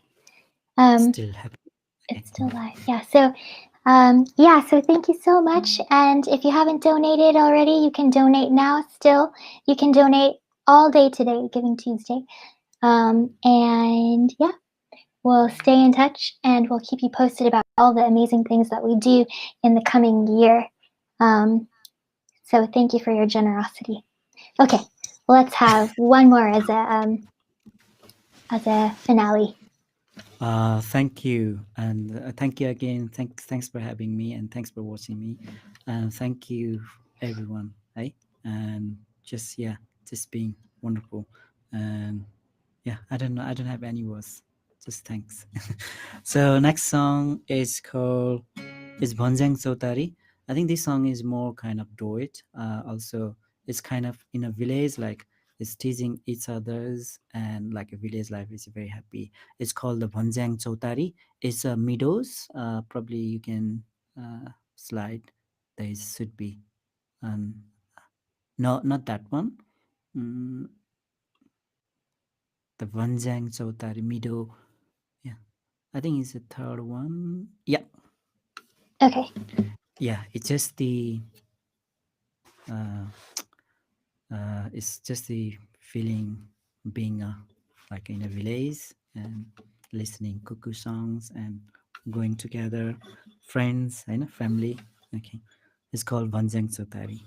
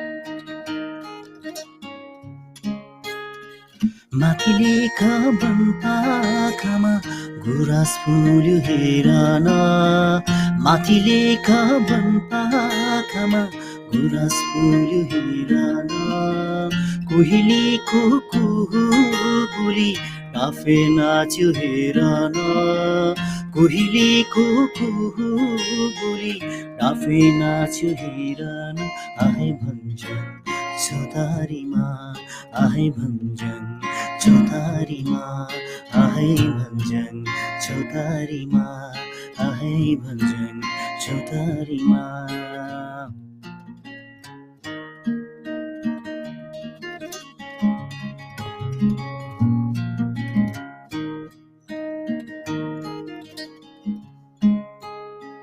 मेरो माया लौन लौन मुसुक्क मुस्काउन मेरो माया लौन लौन मुसुक्क मुस्काउन साह्रै पोल्यो मनको घाउ मल मल गाउन साह्रै पोल्यो मनको घाउ मल मल गाउन आए भन्छन् चौतारीमा आए भन्छन् चौतारीमा